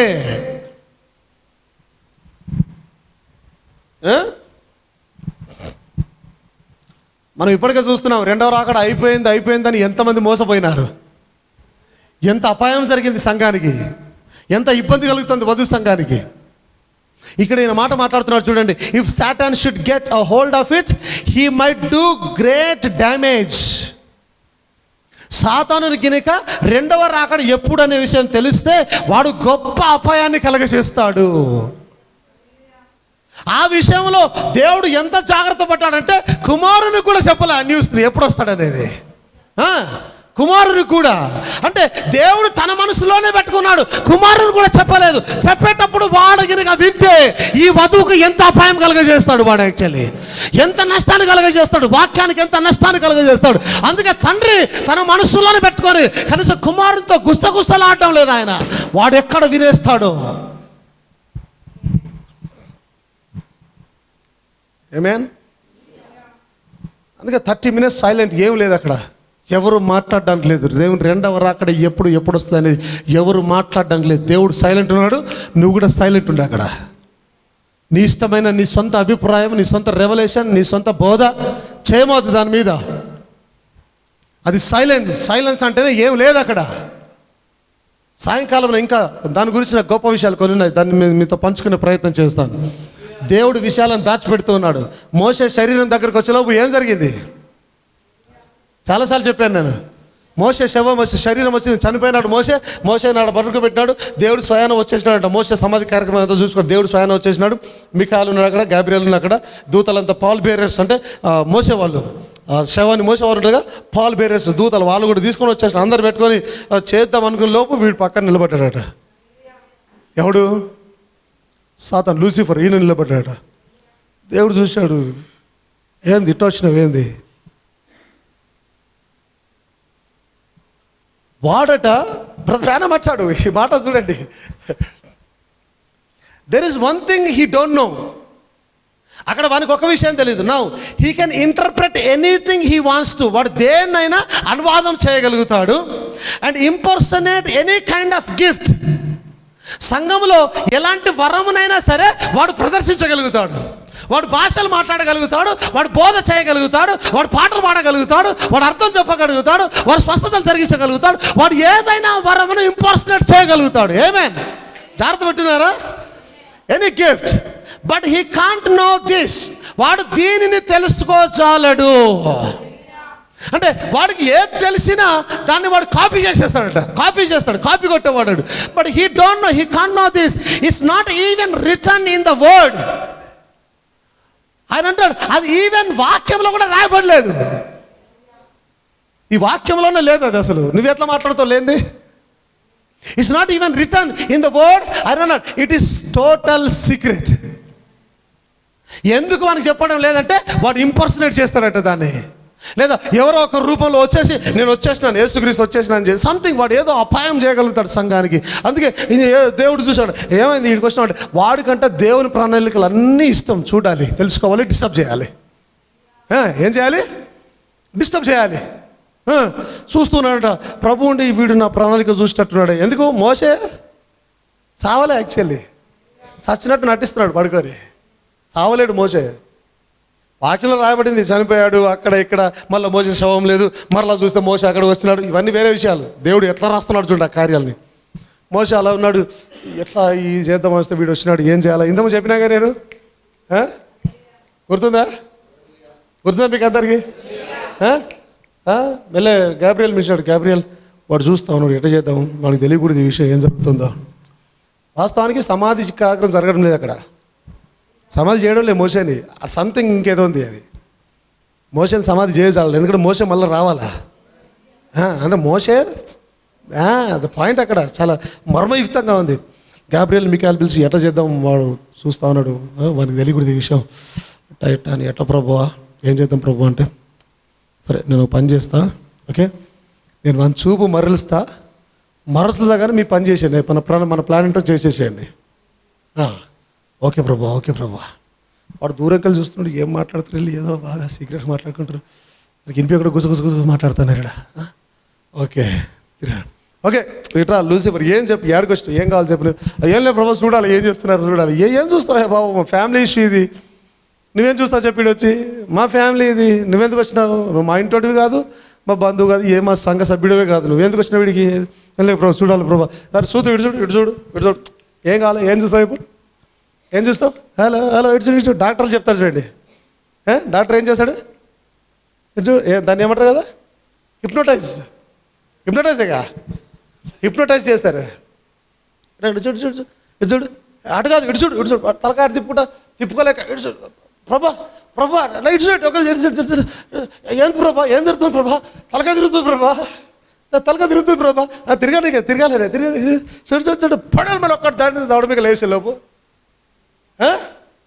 దౌడ మీకు లేచి కళ్ళు తెరిచేలోపు ఏమైంది చూస్తే ఒక మోస ఎక్కడ మోసే దీంట్లో బల్లి ఏదో ఉన్నట్టు మోస తొండ ఏదో ఉన్నట్టు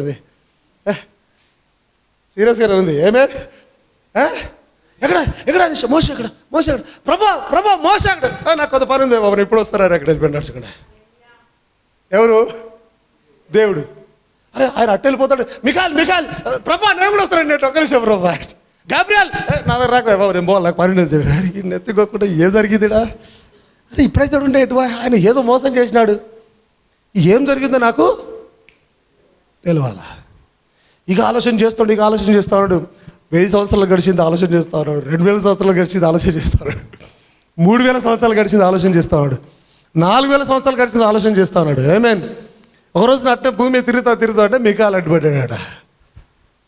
యూదాలోకి వచ్చేసరికి యూదా పత్రికలు మికాయలు అడ్డుపడ్డాడు. మికాయల దగ్గరికి వచ్చి ఏమయ్యా నాకు చెప్పు, నాకు తెలవాలి. ఏమైంది రా బాబు, ఏమైంది, ఎందుకు అరుస్తుంది, ఏం కావాలి చెప్పు. మోసకి ఏం జరుగుతుందో నాకు తెలవాలి. మోస శవం ఎక్కడ చెప్పు, శరీరం ఎక్కడ చెప్పు. కానీ మికాయలు అన్నాడు, బిడ్డ జాగ్రత్త, అది మా ఫ్యామిలీ ఇష్యూ, నువ్వు ఇంకోసారి దాని గురించి మాట్లాడితే దేవుడు నువ్వు గతించుడు కాక. ఇప్పుడు ఇక్కడ ఏంటి, దేవుడేమో వాడికి తెలియవద్దని, వాడేమో అన్నీ తెలుసుకోవాలని. అందుకే దేవుడు అన్ని చెప్పాడు, కానీ పరిశుద్ధ గ్రంథంలో ఎత్తబాటు గురించి అంటే ఆ పాయింట్ చెప్పలేదంటే ఎప్పుడు జరుగుతాయనేది అన్నాడు. అది కూడా కన్నురెప్ప పట్ల సరిపోతాయి అన్నాడు. ఎప్పుడు జరుగుతుందో చెప్పలేదు అన్నాడు. పరిశుద్ధ గ్రంథంలో రాయలేదన్నాడు. ఈవెన్ తన సొంత కుమారునికి కూడా ఇవి టూ మచ్ కదా. యేసుక్రీస్తు కూడా తెలియదంటే, ఎందుకు తెలియదంటే దేవుడు నీ గురించి అంత జాగ్రత్త పడుతున్నాడు. ఆయన తెలిస్తే ఎక్కడ వాడు ఏదో ఒక మార్పును తెచ్చి, ఏదో ఒక మోసం చేసి, ఏదో ఒకటి కాపీ చేసి, నిన్నెక్కడ విశ్వాసం ఉండి మరలు చేసి, ఈ వధువైన నిన్ను, పర్టికులర్గా నిన్ను వాడెక్కడ చెరిపేస్తాడోననే. అందుకే పౌలు అంటాడు, నిన్న చెప్పిన పౌలు అంటాడు, ఒకే కన్యకనుగా పౌలు అంటాడు, క్రీస్తుకు ప్రదానం చేస్తుంది. కానీ చదువుతున్నాను. దేవాసక్తితో ఈ మాట చెప్పి నేను ముగించేస్తాను. దేవాసక్తితో మీ ఎడల ఆసక్తి కలిగి ఉన్నాను. ఎందుకనగా పవిత్రురాలైన కన్యకనుగా ఒక్కడే పురుషునికి అనగా క్రీస్తుకు సమర్పింపవలనని మిమ్మును ప్రదానము చేసి తిని. కానీ ఏమంటున్నాడు ఆయన? సర్పము తన కుయుక్తి చేత హవ్వను మోసపరిచినట్లు మీ మనస్సులను చెరపబడి క్రీస్తు ఎడలున్న సరళత నుండి పవిత్రత నుండి ఎట్లయినను తొలగిపోవునేమో అని భయపడుచూ ఉన్నాను. అంటే పౌలు కూడా తన సంఘం గురించి భయపడుతూ ఉన్నాడు. ఆయన ఆరాటపడుతున్నాడు. భయం అంటే ఎందుకు భయపడుతున్నాడు? ఎక్కడ వాడొచ్చి పాడు చేసేస్తాడో. అంటే ఇప్పుడు అవ్వను ఎట్లా పాడు చేసినాడు? ఒక కుయుక్తి. వాడు ఎందుకు పాడు చేయగలిగినాడు తెలుసా? ఒక మాట చెప్తాను, వాడు అవ్వను ఎందుకు పాడు చేయగలిగిన తెలుసా? వానికి వాక్యం తెలుసు కాబట్టి. ఇప్పుడు వాక్యాన్ని వాడు ఏం చేస్తాడు? అనువాదం చేసి తప్పుగా చెప్తాడు. వాడు అట్ట చెప్పాడా? లేదు యాక్చువల్ మీరు తింటే ఆయనలాగా తయారవుతారని అట్ట చెప్పినాడు ఆయన. అంటే వాక్యాన్ని తప్పుగా అర్థం చెప్పి, అంటే ఇప్పుడు ఈ రెండవ రాకడ గురించి కూడా ఒకవేళ దేవుడు చెప్పి ఉంటే వాడు దాన్ని కూడా తప్పుగా చెప్పి ఈ సంఘాన్ని పాడు చేస్తాడని, తన భార్యను పాడు చేస్తాడని, అవ్వను చనిపినట్లుగానే ఈ వధువును కూడా చెడుపుతాడని. చూడండి దేవుడు ఎక్కడ తీసుకెళ్తున్నాడు వాక్యాన్ని. దేవుడు ఎందుకు దాన్ని దాచిపెట్టాడంటే ఆ ఏదెన్లో జరిగినట్టుగా ఇక్కడ ఏమి జరిగిపోద్దో అది దేవుడు భయపడి, నా వధువును వాడు ఎక్కడ పాడు చేసేస్తాడో. పౌలు మాటలు అర్థం కావడం లేదు. అందుకే ఏమి వానికి ఈ విషయం తెలియకూడదని దాచిపెట్టి, బ్రదర్ బ్రానమ్ అంటాడు, వానికి తెలిస్తే వాడు ఎంత గొప్ప అపాయము కలుగజేస్తాడు వాడు సంఘానికి. చూడండి దేవుడు ఎంత ప్రేమ కలిగి ఉన్నాడు నీ ఎడల. ఆమేన్. దేవుడు ఎంత ప్రేమ కలిగి ఉన్నాడు నీ ఎడల. దేవుని మహిమ కలిగిన కాక. దేవుడు ఎంత ప్రేమ కలిగి ఉన్నాడు నీ ఎడల. అర్థమవుతుందమ్మా సహోదరులారా? దేవుడు ఎంత ప్రేమ కలిగి ఉన్నాడో తెలుసా? ఆ ప్రేమ ఎంతనో తెలుసా? తన కుమారునికి కూడా చెప్పలేదంట ఆ విషయం. ఒక్కసారి అర్థం చేసుకో, ఎంత ప్రేమ ఉంటే నీ మీద, నిన్ను ఎంత కాపాడుకోవాలని, నువ్వు నాదానవని ఆశపడి దేవుడు నువ్వు పాడవకూడదని ఎంత జాగ్రత్త పడితే తన కుమారుడికి కూడా ఆ విషయాన్ని అరే కనీసం గుసగుస కూడా చెప్పలేదు. వాడు ఎక్కడ గుసగుస దగ్గర నుంచి వినేస్తాడు అని కనీసం. కారణం నీ మీద ఉన్న ప్రేమ. కారణం ఆయన వధువుగా నీ ఉండాలని, చెరపబడకూడదని, పవిత్రత కలిగి ఉండాలని, ఆయన కొరకు నిలబడాలని, ఈ అంత్యకాలంలో క్రీస్తు సారూప్యంలోకి వెళ్ళాలని, అంటే ఈ అంత్యకాలంలో వాక్యం యొక్క పరిపూర్ణతలోకి నీకు వెళ్ళాలని.